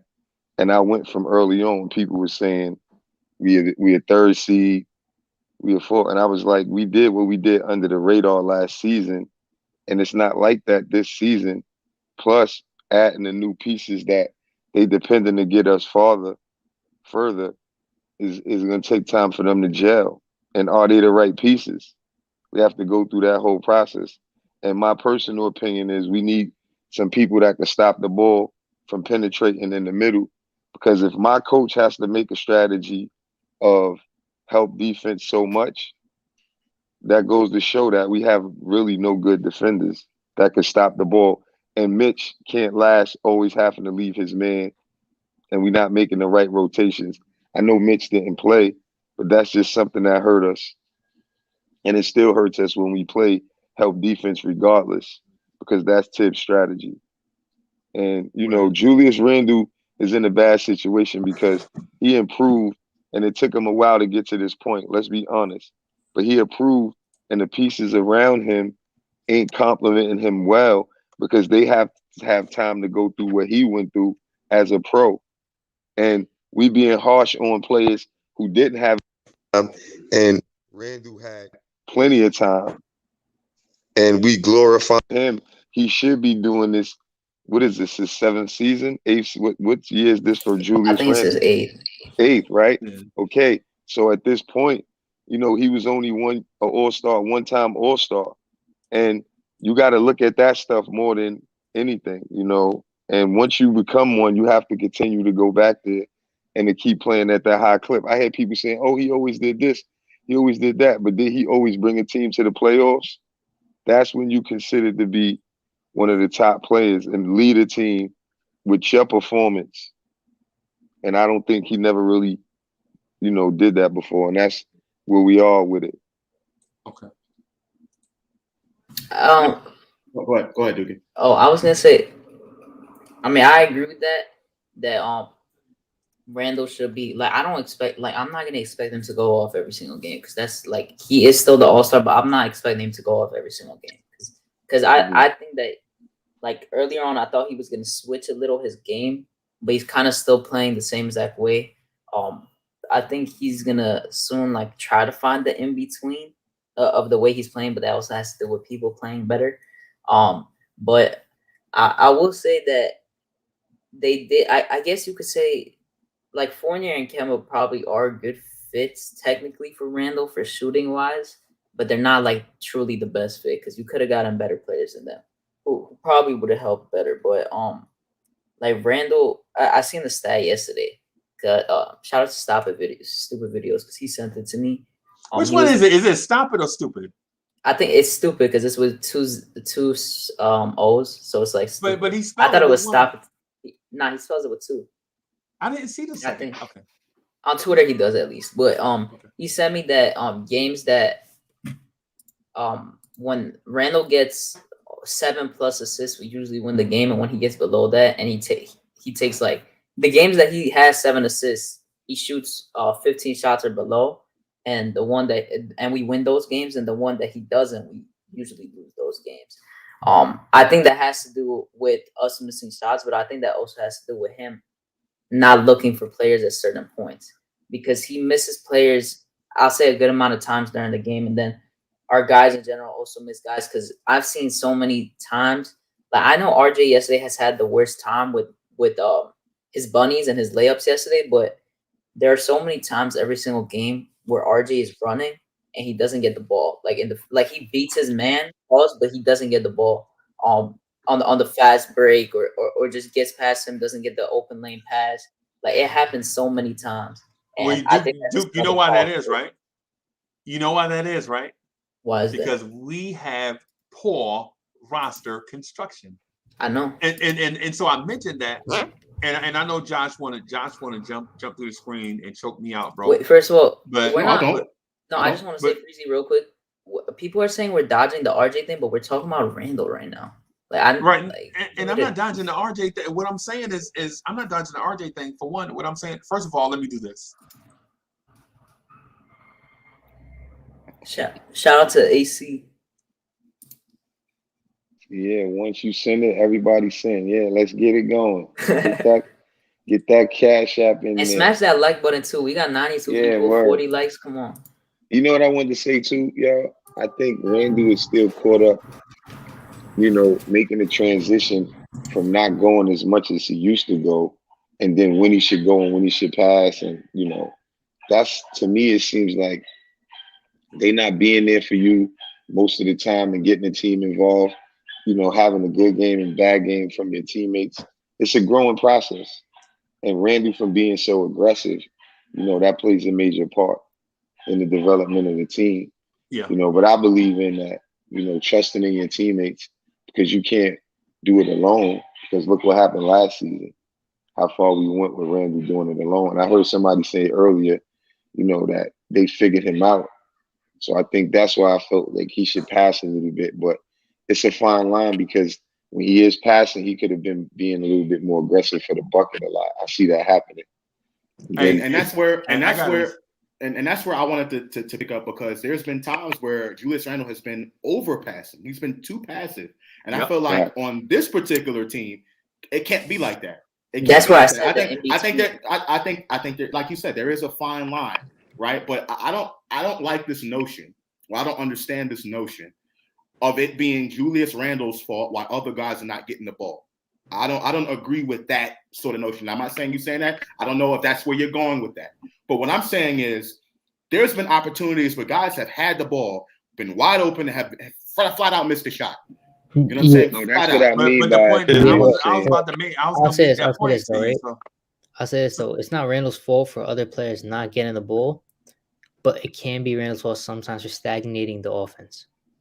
That's what I was going to say. But at the same time, that's why I said it's a fine line too, Julio, because look, when he do give it to them and they don't make the shot, that's a process of believing in your teammates. And that's what causes stagnation sometimes, because he is a bucket a lot of days. So I think that's what you mean too when you're saying that sometimes he shouldn't be so tentative with going. And I agree with you. You know why? Because he's doing better at being aggressive than more than passing. But once they make the double, he has to make the right read, and they have to make the shot. Or we still going to be here complaining, because look, we didn't lose by that much, and RJ didn't shoot good.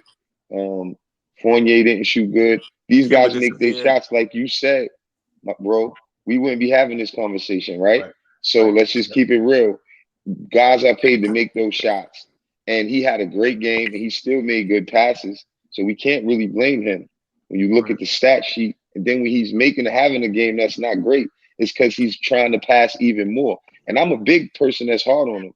So I try to make it fair, because he is playing better than everybody, and he is the best player on the team. You have to be able to see that as well. You know what I mean?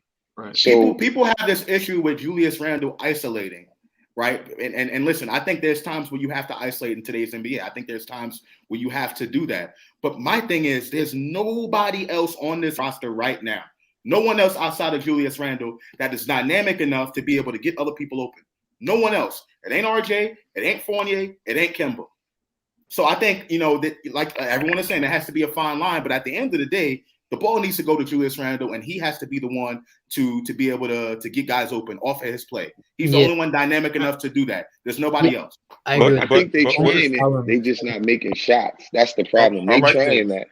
They just not making shots. So that's where the problem is happening at. And then another one point I'm going to make before I pass is that even when our bench is playing good, and I know y'all realize this, I hear a lot of people saying, why is he putting back in the starters and things like that? What he's trying to do is he's trying to let the starters bring them up the page to what they should be doing when they come in the game with the bench, or he take the bench out to bring them back in so they can do what they're supposed to do. Because remember, it's a team that we need to play good, not just the bench. You feel what I'm saying? Even if he was to switch the bench around, the other players still have to play well too. So when you see Tibbs doing that, he has to bring those guys back in. Now it becomes a problem when he bring them in at the wrong time, and a hot bench player was being taken out for a starter who had an off night. But that's a big problem, because they too tentative as starters when they shouldn't be. The bench is more aggressive than the starters, and that's a big problem as well. Yeah, I feel you. What I wanted to say though, to your point, is and this is to Hadouken's point, right? Because what y'all saying is accurate, but what we keep forgetting is let me bring up an example. So yesterday, the Bulls hit Alec Caruso on the wing for a shot, right? But Tony Bradley flashed, right? And Alex Caruso hit Tony Bradley underneath with a touch pass from the wing, he was able to see the play develop in real time. It wasn't drawn up. He was able to see him hit him with a touch pass, and Tony Bradley finished a hard layup at the basket. Right? What the Knicks don't have, and I keep saying it, and I don't know if maybe I'm saying it wrong or saying it in a difficult language, but the Knicks don't have a player with elite court vision or elite passing ability. Like for instance, what Hadouken said about RJ. Or IQ, you could say IQ too. That's what Ethan was saying. I agree with that. Right, and so for instance, what and I agree with you, but to the point I'm making is what Hadouken was saying. If RJ Barrett was playing with LaMelo Ball, all those times that RJ Barrett was open, RJ Barrett would be averaging about 24 points a game. Just off running the floor and being open. Uncle Fulio, you did. I think if we played a little bit more transition game, RJ Barrett production-wise would score more points. Who's pushing the ball up? So who's pushing the ball up in transition? No, we don't. That's why I want him in the second unit. That's exactly why I want him playing with that second unit, because they push the ball. That's precisely. But I'm asking you, who is pushing the ball in transition on the Knicks right now? On that unit that you mentioned, who's pushing the ball? In the second unit? Yes. Rose, quickly, they move the ball up the floor. But you know why? They are, but neither one are. They're not creators. They're not good. That's why you say a good playmaker, because I will say Randle is a good playmaker. He's not a great one for his position. Yeah, for his position, especially because he creates double teams, and that's where he passes. I'll say this about Randle, right? Going back to the Randle thing, I don't blame Randle for the things he's doing, because what he's doing right now, he needs to do to win. By necessity, yes. By necessity, right? But there are little things he can tweak, right? On pistol actions with RJ, he can roll instead of popping out most of the time. When he could pick his spots a lot better on the floor. But that's like little things that you can nitpick about Randle, and he does make the offense stagnant sometimes. But with the offense that we're running, him being our main playmaker is hurting him, because he doesn't fit, because he can't set up Fournier and Kemba the way the lead playmaker in a motion offense should. But that's not on him. That's just the position. That's just the position he's being set up to. That's Tibbs. That's just us not having the personnel to do it. Right. So I'll just say this about that. Yeah, that's true too. That's pretty much all I got to say about that. And we have to be able to start opening up the playbook when it comes to different sets, because we got to start running more Spain pick and roll for Fournier. I'm sorry. Knox needs but he got to be able to do other stuff, though, Ethan. He got to be able to do other stuff. We can't. You have to let him get into rhythm, though. He's a rhythm player. Evan is really a system player, because he's system rhythm. You got to look at how he played with the Celtics too. In the first 3 minutes of the game, you run that play 2 times, you get him 2 shots. Ethan, but let me do this though, because you got to do justice to the conversation. So first of all, most people that are listening have no idea what the Spain pick and roll is. Right? So you said it, and they're like, yeah, Ethan said Spain pick and roll, but they have no idea what it is, why it works against certain defenses, and if we have the personnel to run it effectively. So what we need to do at this point is explain what it is, and why Alec Burks, Evan Fournier, and RJ Barrett thrive in that. So right? I'll go back to this too. We don't have talent. We literally don't. Because except for Randle, RJ, Quickly, and Obi, I guess if you want to count them, the rest of the roster and rotation are stopgap veterans. Yeah, that's what I was gonna say. He's right. Nobody can create their shot. Stopgap veterans, so we don't have talent in that per se. But I will say this: you play to those veterans' strength, which is Fournier and Burks, because they're the 2 players who can light up quickly. So you run that Spain pick and roll, which is you run the 2 down screens. You use your bigs. You play Taj. Like, I don't care. You do a 3 big rotation where, Mitch gets 20, Nerlens gets whatever 50, 17, and then you give Taj like whatever else is left. so you can space them out and you don't like tire them out. When Fournier's on the floor and when Burks are on the floor, give them a 5-minute stretch together when they're both on the floor with Taj and run that play constantly. Hell, even give Kevin Knox some minutes, like 6 or 7 minutes. Right. And you run horns. You put a lineup of D Rose, Burks, Fournier, Knox, and Taj. You run horns and you run Spain pick roll for that 6-minute stretch, and you just kill them with it. If they miss the shots, whatever. Because the defense at least you're getting can't them double. in rhythm. You're getting them in rhythm, and the defense is biting on the play now. So you're opening up more for the bigs, and you're opening up more for RJ, and you're opening up more for Randle because they can attack now. Right. That's all. I just want to say, so I think, this is all, fine and dandy or whatever. I think, Tibbs could, I guess, mix it up a little bit and do some different stuff. But I think there's something deeper that we're missing. As a fan base, there's a lot of stuff that we don't know. And I'm talking about what the Knicks are doing with their roster. I know we're saying the Knicks have a poor roster right now based on what the plays that they're running just doesn't fit together. I think there's something deeper there. Because of these contracts are so flexible, I think that, that the front office is looking to move some of these players. Like you said, they're all stopgap guys. And I know it's kind of frustrating as a fan to watch this now and watch them not play, basketball with some continuity. But I think that a lot of these guys are not going to be here next year and the year after that. So I think, like you said, this is a stopgap. You know what I'm saying? We may want them to run different plays right now to win some ball games, which I think they're going to win ball games no matter what. I don't think the Knicks don't have any talent at all. I think they have talent. And based on some of the plays that they're running right now, they could win some games and they're going to make the playoffs. But I think there's something deeper there. Even with the people that they drafted, I think there's something deeper that the front office and Thibodeau is trying to do. So, what do you think it is? I agree with that. Me, I think that they're looking to go get a big fish. But that's what I'm saying. Like, me who too. do you think that is? Can't be Beal. Can't be Beal. I think Jaylen Brown. I think there's a lot of talk about Boston. Wanting to split up Tatum and Brown. I think Jaylen Brown is someone that's on the radar. I would see why, but I just wouldn't understand why we would be a trade suitor with them because we got picks. But they want like an all-star back. How do you know that? I mean, you would want an all-star back with Jaylen Brown, no? You would. You're not just trading him for nothing. They're only going to trade him if anything, if they really need to. That's why I like the Jaylen Brown one. Well, again, you don't know what can happen. You don't know what's happening in that locker room right now. There's already talk about Marcus Smart going behind players' back, talking about them to reporters. We've seen what he said in the press conference. What happens with disgruntled players is, we can say, at face value, they're going to want something more back, which I think that they will. But in a situation where a team's hand is being forced and they got to, push a player out the door, that's how you get disgruntled situations. I think what we're seeing right now in Philadelphia, I think Daryl Morey is just playing hardball. You know what I'm saying? He's trying to get the best possible package that he can get. But in more, other situations where players need to get moved, teams are gonna move that player. You know what I mean? And the Knicks can trade with anybody because we have draft capital and we have cap space that we can be able to move. So I think that we can trade with anyone. And we don't just have the talent and players. And it may cost RJ Barrett.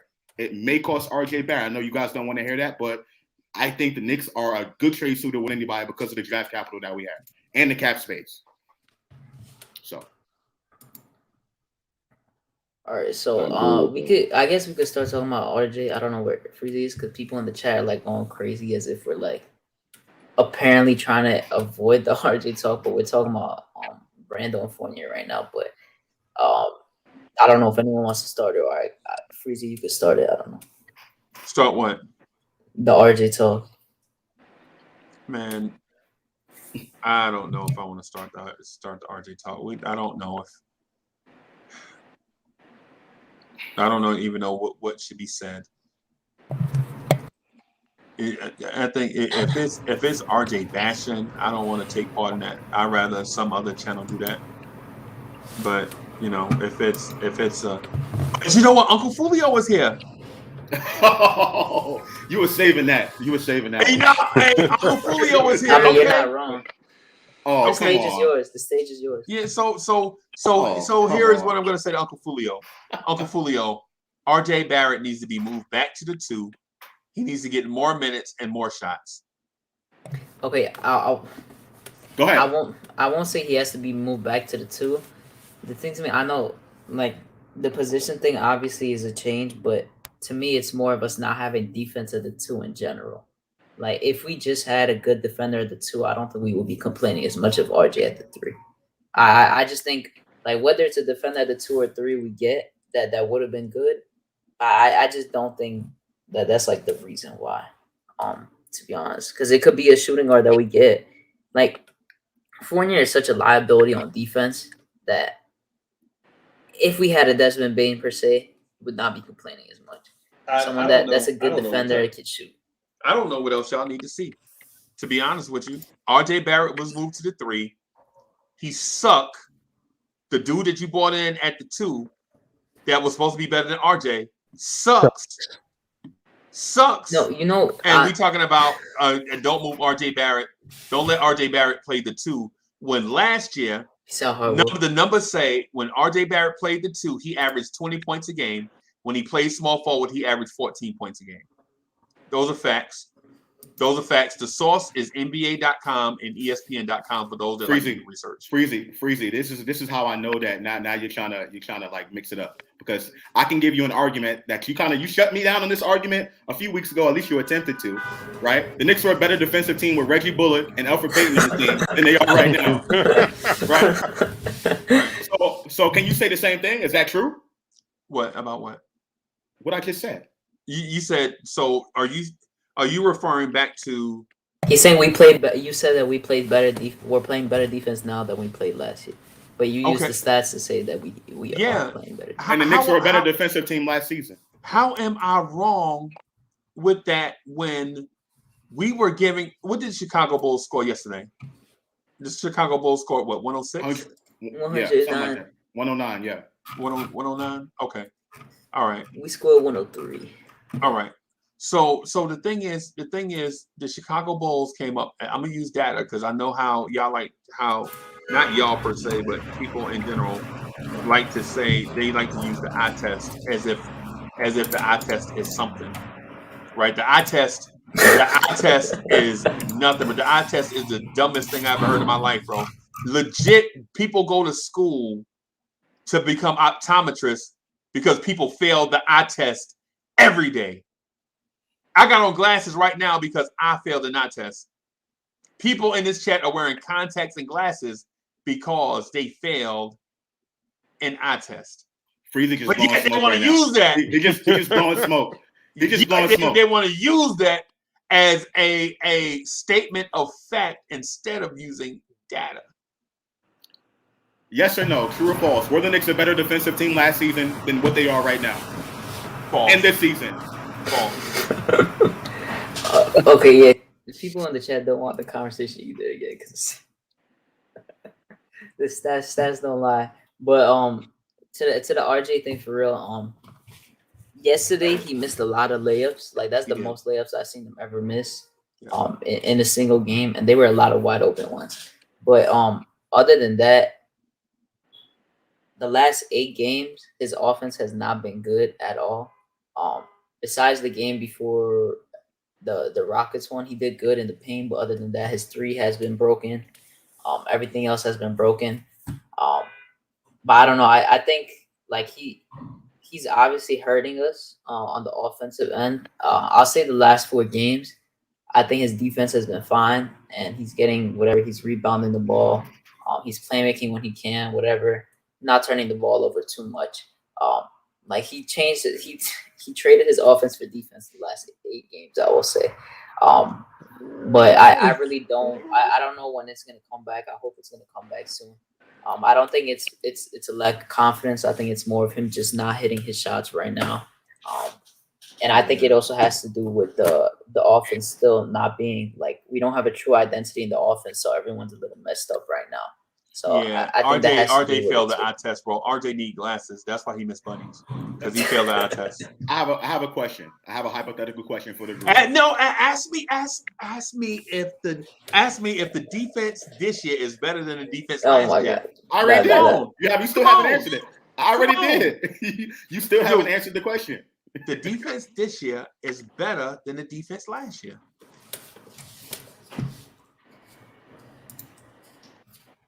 Oh, okay. Josh, what was your question? This is to you specifically, Hadouken. This is to you specifically. All right. Would you concede that RJ Barrett plays better with the second unit than he does with the starters? Objection, Your Honor. That's conjecture. Play better is an opinion. Yeah, Objection, I didn't say. Your Honor. I personally don't think I like him better in the playing with them because it's more fast paced. But I mean, I'm not mad at him playing in the starting unit. He's just me he's neither. Just but can you just answer the question for the record? Would you concede that RJ Barrett plays better with the second unit? Objection, Your Honor. I said I like him playing better. I won't say objection. Full Your on Honor, plays better, what like if the first unit played with that same tempo? Would RJ Barrett be better? That's not their makeup. That's not who the players are on the court. Right. But you use RJ Barrett's makeup to transpose him to an imaginary scenario on the second unit. No, I didn't. And I'm using that same argument. I use the second unit's makeup. I didn't use RJ Barrett's makeup. I used the second unit's makeup. He flows better in the second lineup. I'll say that because they definitely pass a little bit more in the second lineup too. Like it's not like all stand still. So I will say that. But that's why I said I would stagger him into that second lineup. So why does the second unit? That's what I think might happen next game if Derek runs. So why does the second unit play with more flow? I just think they play faster. They want to push the ball up the court in transition. The first unit doesn't have anybody that really pushes the ball up in transition. So that's RJ Barrett's fault. Who said it was RJ Barrett's fault? Who said that? I didn't say anything like that. I'm asking. No, he said he's the jury. You gotta ask questions. So. Okay. All right. Okay.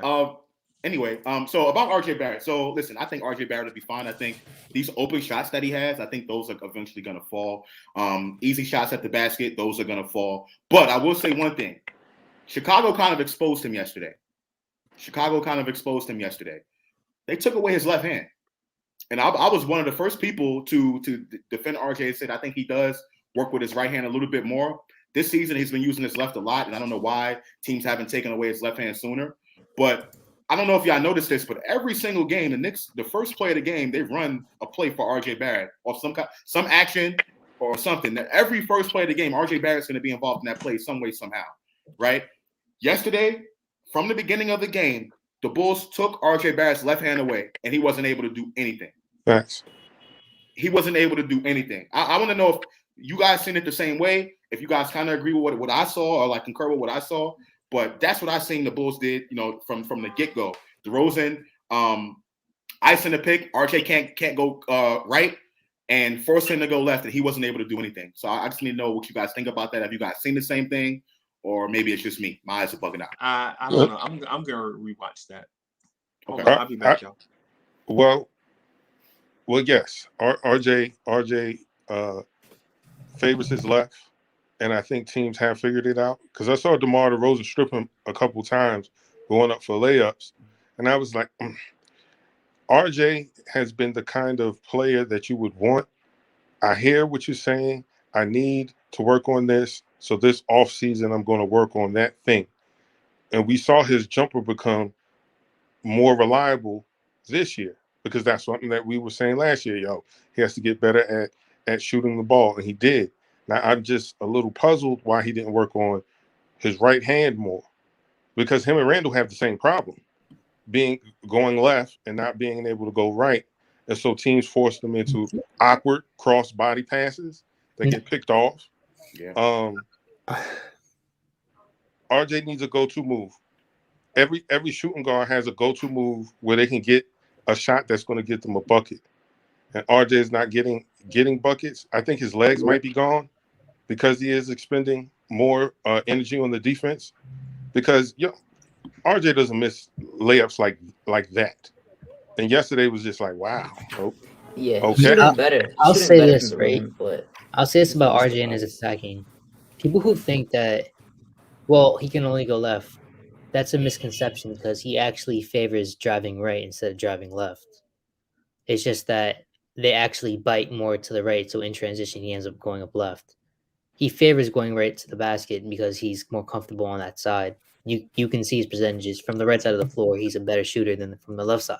Right, and no, I've seen the same thing, Ethan, and that's why I was like, I kind of don't really feed into that. But I'm talking about in the half court. Yesterday, from what I've seen with the Bulls, they made a concerted effort to take his left hand away in the half court, force him to go right, and it just did not go right. Josh, I'll say they did that for the first like not transition. Yeah, I can see that because when he does attack right in the half court, he's able to defend over to his left. So even if he's on the right side of the floor, he'll come back. He'll come back to his left and he'll finish with the left. They took away his left hand, and I get that he didn't finish left, but I agree that he doesn't limit us though. He doesn't limit the offense. That's what I'm saying with his ability to not finish with his right hand because he's still driving right. So that's a misconception because he's not limiting the offense. He's just not making shots. I got you. So I just saw the play. It was Nerlens Noel and Evan Fournier beat the Bulls back door for an Evan Fournier layup. What play? It's the play after that, but it doesn't show it in the highlights. I'm looking at the game. I got League Pass pulled up. I'm watching the game. Oh yeah, I forgot you could do that. So you telling me the first play of the game they didn't give RJ the ball at all? They didn't try to run any action through him? No, it wasn't the first play. It was one of the first few plays. But I will say, Josh, that I'll say the first play or the first two plays with him trying to go left, that they did a good job. But I'm like the rest of the layups he tried and the last ones he did, like they were ones he could have made. I don't think it was more of them really defending it too well because he had so many like wide open ones. But the first two ones, I will say they did a really good job of not letting him get to it. Okay. I just wanted to make sure, point it out that that's something I was noticing early in the game. I don't know if it had anything to do with the reason why he was playing the way he was playing. I know there were times where he was on the right side and they kind of trapped him on the right side and he made an errant pass, threw it all the way in the backcourt. So I don't know. I just want to point that out. But I think RJ will be okay. I think those shots that he's missing, he will make eventually. He needs to be stronger with the basketball at the rim. Big problem that I have with him. He's so, I don't know, for a strong kid, he looks like he's very strong. Sometimes he goes up weak. He does that. I don't know why. I want to see him just be kind of stronger with the basketball. But I think he'll be all right overall. I wish he was a little more athletic. And he's not really that dynamic. I don't feel like he's that dynamic. But he's all right. So if this continues, if this offensive struggle continues, yo, look who in the building. Salute, Tony. Salute. Good Blackest time. What's good, guys? What's good, ladies and gentlemen? Introducing our homeboy, man, family of the channel, Tony Crow. Yo, Blackest time. What's good, fam? How you been? I'm good, Freezie. Salute. Thanks for having me on. For sure. I heard RJ's name, so I got excited. I had to. It's like me and Nas, right? It's like me and Nas, bro. I wouldn't be excited hearing RJ's name now, to be honest. I think RJ's gonna be fine. I do agree that he does go right a lot. He favors going right, but he still finishes with the left hand a little bit too much. So I do agree that he does need to work on that right hand. But one thing I'm super excited about or impressed about is even through these bad offensive performances, he's finding other ways to affect the game. His rebounding has increased. I think he's been doing an excellent job defensively. He still has a long way to go to peak defensively, but I think what I'm seeing is encouraging 100%. Was it Josh that said moving him to the 2? That was me. That was me. Probably. I do like that idea. I actually think even keeping the lineup the same and just having Fournier guard the threes may work to our advantage a little bit. And I only say that because Fournier, he tends to be he doesn't back down defensively. You know what I mean? He may get beat, but it's never due to effort. He's not going to get punked. You know what I mean? And if he is the target, he's going to give resistance. You know what I mean? He's not going to be the guy to just say, all right, I can't guard this guy or just ask for help or, you know what I mean? Like he's gonna at the very least do his best.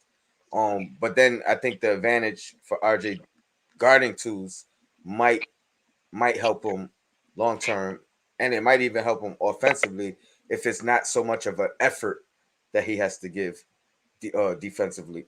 Right. Right. Now, I agree. So last year, RJ Barrett averaged 20 points a game when he started at the 2, and averaged 14 points a game when he started at the 3. Interesting. I'm just using that as a baseline, man. So the source for that is ESPN.com. Yeah, I don't Yeah, even I mean, know how to but get them good. even with that stat though, you got to keep in mind who he was playing with, who alongside. You know what I mean? So he had a help at least defensively on his side. That's what up, y'all. What up?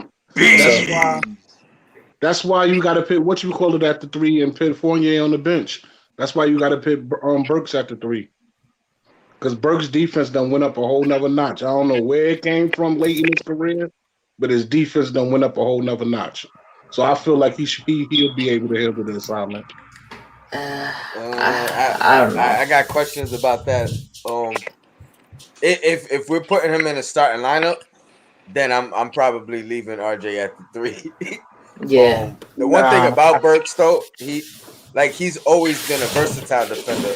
So he's always had the ability to switch, which made him, in my book, at least a decent defender. That's what I'm just saying. I know. I was just pushing back from you saying like you don't know where it came from. I think he's always been a good versatile defender. But I think that's I don't know if I would put him against 3s full time. You know what I mean? On a switch here and there, he's not going to be a liability. Well, I think the only way you're switching RJ from the 3 is if you get a better defender than him. There's no better defender on the wing than him, so you can't do that. Let me ask you this, because this is something I was thinking about last night, and I wanted to ask a basketball mind about this. Right?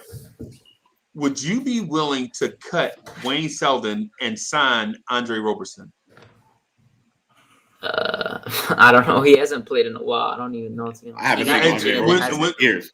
When's the last time you seen Wayne Selden play? I get that, but at the same time, because I remember the last time Andre Roberson played, he got like a season-ending injury and then didn't play for like a while and never got picked back up. Right. I mean, we could get a guy like Daniel House or something like that from the Rockets, or Eric Gordon if they somehow once they realize that they're still going to be trash to trade him. Well, Daniel House is good, but he is not elite. Andre Roberson is probably the best wing defender when healthy. Andre Roberson at 6'7" is. I'll say he's one of the best. Yeah.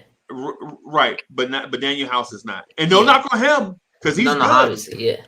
That's what I'm saying. Eric Gordon, because the thing to me is, if they do put Eric Gordon is probably going to get a lot of offers though. That's the only thing that bugs me out. But Eric Gordon will be a good person to go after because he is a really, really, really good 3-point shooter. On a buyout? I mean, it depends if they trade him or on a buyout. I don't know. What about his defense though? That's the thing. His defense is. I don't think his defense is the best, but it's not the worst. I think it would be better than Fournier, and he would actually hit his shots. Would it be better than? Oh, I'm sorry. Go ahead. Would it be better than Burks? Yes. Yeah, he's better than Burks. He's better than. No, his defense. I'm talking about his defense. Yes. Yeah. Eric Gordon's defense. He plays fairly decent defense. Yeah. He tries. He actually I think y'all tripping. I agree. I don't know. Burks doesn't. I know Burks is showing some intensity on defense, but he's not no defender. He is not Eric Gordon defensively. Stop it, bro. Stop it. I'm gonna boot you out the chat. The problem with Gordon is he's not switchable. That's the thing. That's the difference between him and Burks. I value the ability to be able to switch than a guy who's pretty good. Maybe I don't even know if I think he's average. Eric Gordon defensivly.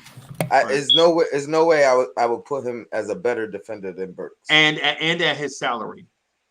Yeah, and what it's gonna cost. Right. And the funny part is we won't trust Burks in the starting lineup, but we damn sure trust him at the end. Yeah. In the playoffs, I know Eric Gordon was a good defender. I know that.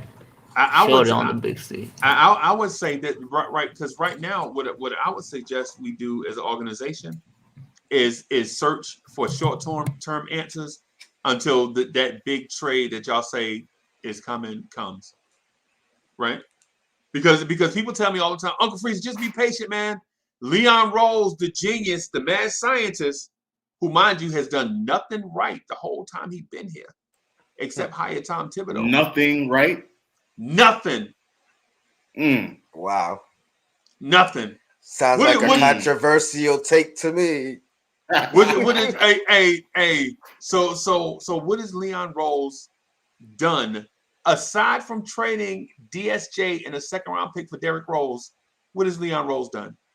Hire Tom Thibodeau, like you said. That's two things. That's big. Nah, that's two things. Nah, Tony, because any GM would the Knicks could have hired me, Tony Crow, and Uncle Fulio to pull off that move.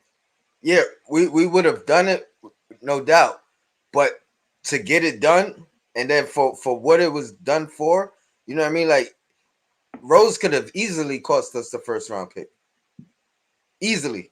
Not to mention that there was a lot of Knicks fans who didn't even want Derrick Rose on the team at the time when we made the deal. But we're trying to say EP. But that was an easy move though. Yeah. That was an easy move. That's not like, but don't act like we didn't want him for a reason. Like don't act like he. No, but that's not the point. The point is that it's not a like they didn't. That's do anything not a hard special. move to do. Like, they haven't done anything special.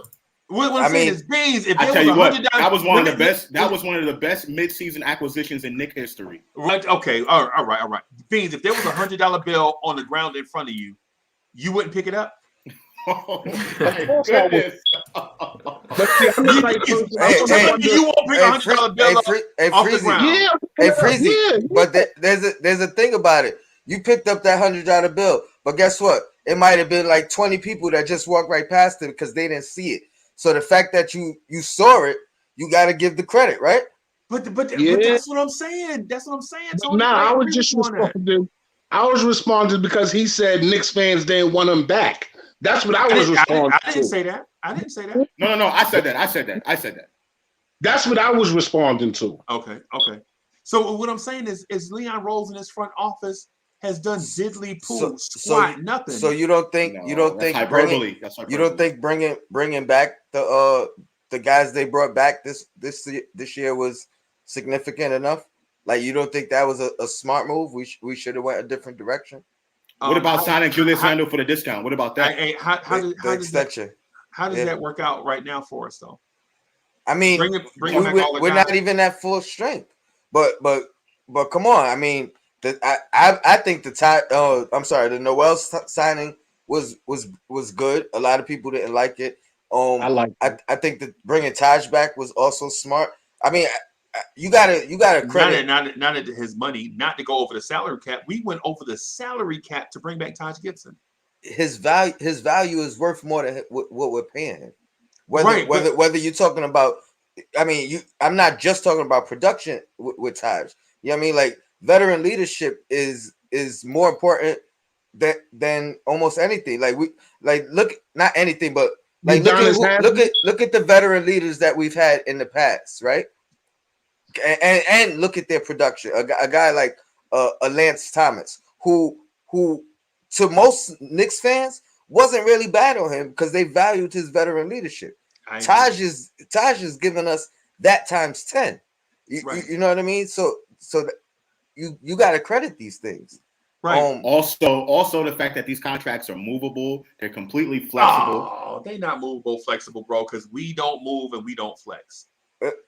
Whoa, but I'm talking about the contract. I'm not talking about what we do. I'm talking about the contracts themselves. Those are flexible contracts that can be moved. But we don't move and we don't flex, bro. That's just what it is. This front office is the Pink Panther. Is Leon Rose is Inspector Clouseau. He don't have a clue. So you think if a move to improve the team is available, we don't look at it or we don't make the move? You think we're stuck with this roster until the contracts expire? Right. What I would say to this is I respect Uncle Fulio 1,000 times 1,000. That's my man. I think he's one of the smartest dudes in the universe, right? But I think he being naive about the flexibility that this front office or the ingenuity that is projected from this front office versus the ingenuity that they have used, right? We think they're smart, but we hadn't seen them do anything smart yet. I disagree. I disagree with that. Hold on, hold on. No, he mentioned me. He mentioned me, Tone. He mentioned me. I gotta come at him with this because I want the Knicks to be more aggressive. I want the front office to be more aggressive, going after big names. I totally want that. But to say that they have not done anything and that this roster is not flexible, it's just completely asinine in my opinion. I'm not saying that the roster and the contracts are not flexible. I'm saying but the front office did that, Freezie. You can't say that they haven't done anything. But listen to my point. What I'm saying is they don't have the ability to make the move that you think that they can make. They don't. Because let me ask you this. And here's an example. At the trade deadline, we sat on the Knicks Morning Drive waiting for the Knicks to trade for Lonzo Ball, right? All the hype, everything that we read from NBA contributors were like the Knicks were hot and heavy for Lonzo Ball, but they don't want to give up a first round pick, right? Mm-hmm. So the Knicks didn't give up a first round pick, and guess who they selected with that first round pick? Quentin Grimes. So you're telling me, as a smart Knicks fan, that you would not have traded Lonzo Ball for Quentin Grimes? Hold on, Freezie. Wait a minute. And Lonzo would have helped us in the playoff run. No, you're missing some steps here because they didn't just draft. Hold on, yeah, you know how you are because they didn't just draft Quentin Grimes outright. Right. They had to move down in the draft, so they acquired more assets. They acquired a second round pick. Where's that second round pick? Freezie. It's a 2024 second round pick.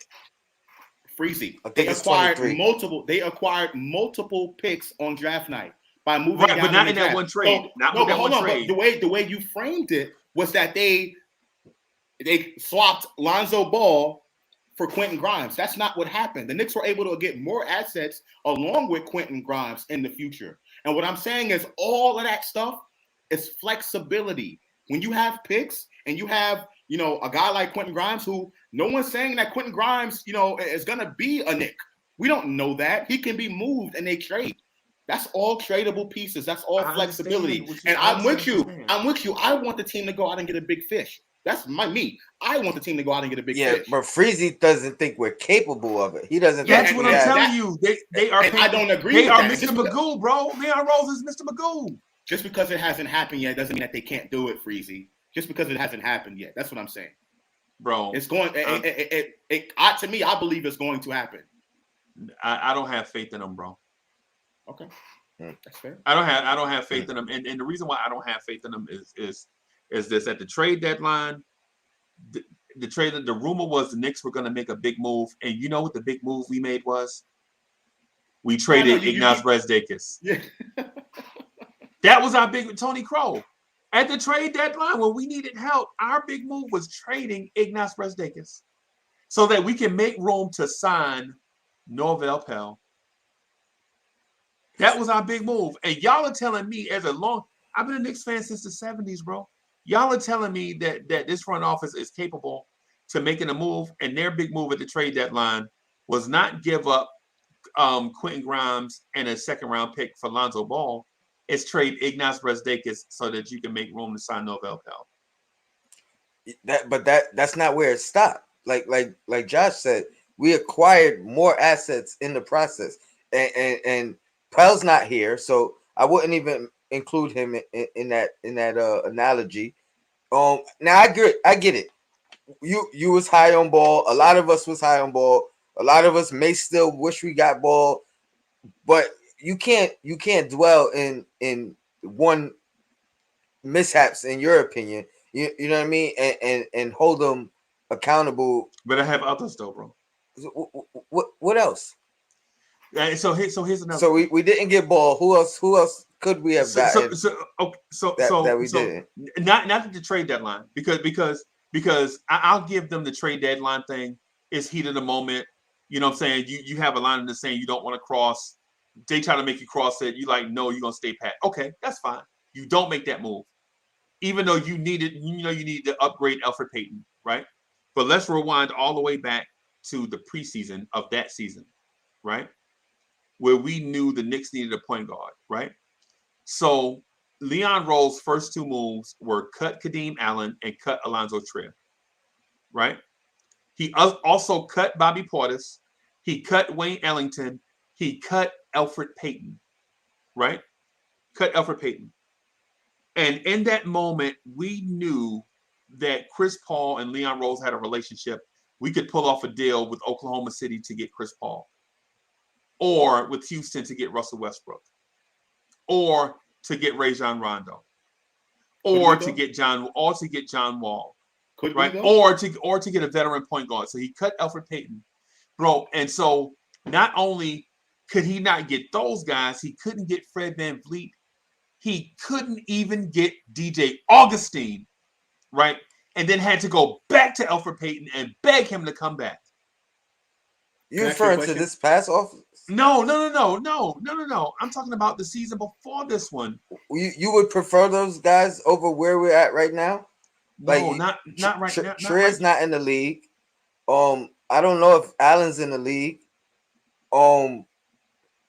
Augustine, I mean, he did good against us, but I think I'm happy with where we are compared to the point guard going after any of the. It's a work in progress. Like we could take the easy way and could have started Rose and seen how that went. But I'm a firm believer in the process that is gonna take for us to get to where we got to be by the end of the season. And I'm not. I think it's getting better. It's visibly getting better. You can see the ball movement improving. Right. I think there's a couple things that we got to work on, and we'll be fine. And we'll be fine. I'm trying to hold back a little bit because I'm going on in about 35 minutes. So you know what I mean. I noticed. I got some topics I gotta discuss. You want to say it? You want to save some bullets? No, I got you. I got you. But we're not far off.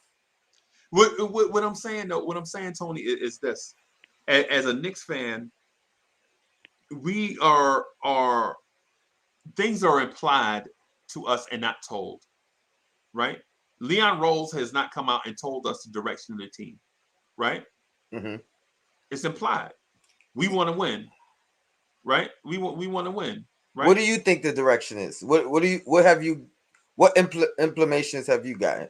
Yeah, it's so excuse me. So the thing, what I'm thinking is Leon Rose is in over his head. So he don't know. No. But he's not implying that to you. No, he's not implying. So that's what I mean. What direction do you think it is? I was gonna get. Okay, I'm sorry. I did. So what I'm saying is Leon Rose is in over his head. He implied to us that he wants to win a championship right now, and we have some pieces in place that could help us get there. That's the reason why he hired Tom Thibodeau to set a culture of winning, right? But then he got in the catbird seat and realized it's not as easy as what people think it is, right? And now you realize that RJ Barrett is not ready to be a championship player. Julius Randle is not ready to be a championship player. Now you have to groom this team for long-term growth and maybe draft some guys to support and find a star somewhere where that you can help this team win a championship with Tibbs. But now Leon Rose in February, it'll be 3 years. All right. Can I ask you a question, Uncle Freeze, real quick, Josh? Yep. Do you think that's based on the success that we had last year? It depends on. See, the success last year is a success of varying degrees, because for me, I say win at all costs, right? But say somebody that wants to win a championship in 3 or 4 years, they think last year was a throwaway. We could have had two high draft picks, and they could have been playing with RJ and Julius right now, and this could have been the playoff season. So there's a variance depending on how you look at winning. With me, this isn't going to be a playoff season or a playoff run. you're speaking as if, where we are today is where we're going to be at the end of the season. Look at the progression from last year to this year. Right. You know what I mean? Like, I still think we have a long way to go, but I think we're on the path. We're going in the right direction. Right, but that's the same feeling that we had the year after we lost to Indiana in the playoffs. It's the same feeling. Like, yeah, we lost to Indiana. So what? Roy Hibbert blocked Carmelo at the rim. We'll be back next year. And then 8 years went by. That was different, Freezie. That was Freezie. Our core is a lot younger right now. Our core is under contract for a longer term right now. It's a totally different situation. Like, and that's you mean the roster. You mean the roster, right? The roster and the regime. Like, but I was speaking to the feeling, though. I was speaking to the feeling, not the roster. But I don't think we had that feeling before. I think before, that's 2013, right? Yeah. I think our window then was win immediately. Right now, right today, I think, or at least for me, it's really about the growth, the improvement. Like, I think we're a playoff team now, but I don't think we're necessarily gonna get knocked in the first round again. I think we could progress. I think we could get to the second round. You know what I mean? And maybe that's our ceiling. Maybe it's not. But if it is, we improve next year. You know what I mean? Like, and I don't think there's anything wrong with that. And I don't think that's any reason to knock Leon Rose, because even if he said, I want to win now, but comes to the understanding that it takes more, and even if he's over his head, this is a damn good job for somebody who's over their head. You know what I mean? Yeah. So I wouldn't be down on him. It's a learning process for him, especially coming from a total different field of occupation. You know what I mean? So I think he's doing a damn good job. Right. Let me ask you this. Let me ask you this. Right. My dog's girlfriend is outside, so he's trying to go out there and holler. So, but so are you said you're gonna be coming on, and you're gonna be going live at 6:30? Yes, sir. Y'all taking guests? Absolutely. Okay. So let me do this. I want to wrap up here because Hadouken is on right now, and yes, so I want to jump on and help Duke with his joint, and then come back on and then jump on with your joint. Would that be okay? Absolutely. Okay. So everybody here in the chat, all 86 of y'all, what I want y'all to do is when Tony go on at 6:30, want y'all to go over and show Tony Crow some love so that we can continue to talk about these topics, right? Show Duke some love on his channel. Tony, the name of the channel, you got to tell everybody the name of the channel. Knicks and Bruises, baby. Knicks and Bruises. I'm going to pull up Tony's channel right now and put it in the chat so those that have not subscribed can subscribe to the channel. Open panel, Tony? Yeah, I'm gonna let about four people in. Okay. So I think Josh is coming on, or Freezie. Of course, you always welcome. And yeah, whoever gets in first gets in. Okay. You know what I mean? But all right. For sure. So hey Tony, you don't mind me putting your link in the chat, do you? No, I appreciate it, bro. All right. So I just put Tony Crow, the link love. to Tony Crow channel in the chat. Man, click on that, subscribe to the channel, right? Turn all the notifications on. Go check out Knicks and Bruises, right? And so what we want to do is go over and continue the conversation. I just want to have this video be short so that people that watch the replay, you know what I'm saying, they look at they like, man, I ain't watching nothing that's 4 hours long. You know what I'm saying? You know what I'm saying? They can, blah, blah, blah, blah. Y'all know how the industry go. Just real quick before we jump off, Donald Cannon, thank you for your generous contribution. Thank you, Tony Crow. Uncle Freezie needs to chill. We are much better now than 8 years ago. Salute to the chat. Hey, thank you for that. Thank you for that, Donald Cannon. We appreciate you, bro. I'm gonna wrap up here. Salute to everybody that jumped on. Y'all continue to smash that like button. Show some love for your Knicks universe family, the universal family, everybody. You know what I'm saying? We all basically trying to get it in and put stuff out there so the Knicks fans can have something dependable that they can watch and contribute to. You know what I'm saying? And all that stuff. I'll holler at y'all later. Tony, I'll see you in a few minutes. Yo, Free, you rocking tonight? No, I can't, bro. I got to work. All right, say that. Yep. I'll catch you in the morning. All right, If I bro. don't catch you later. Hey, for sure. All right, y'all. All right.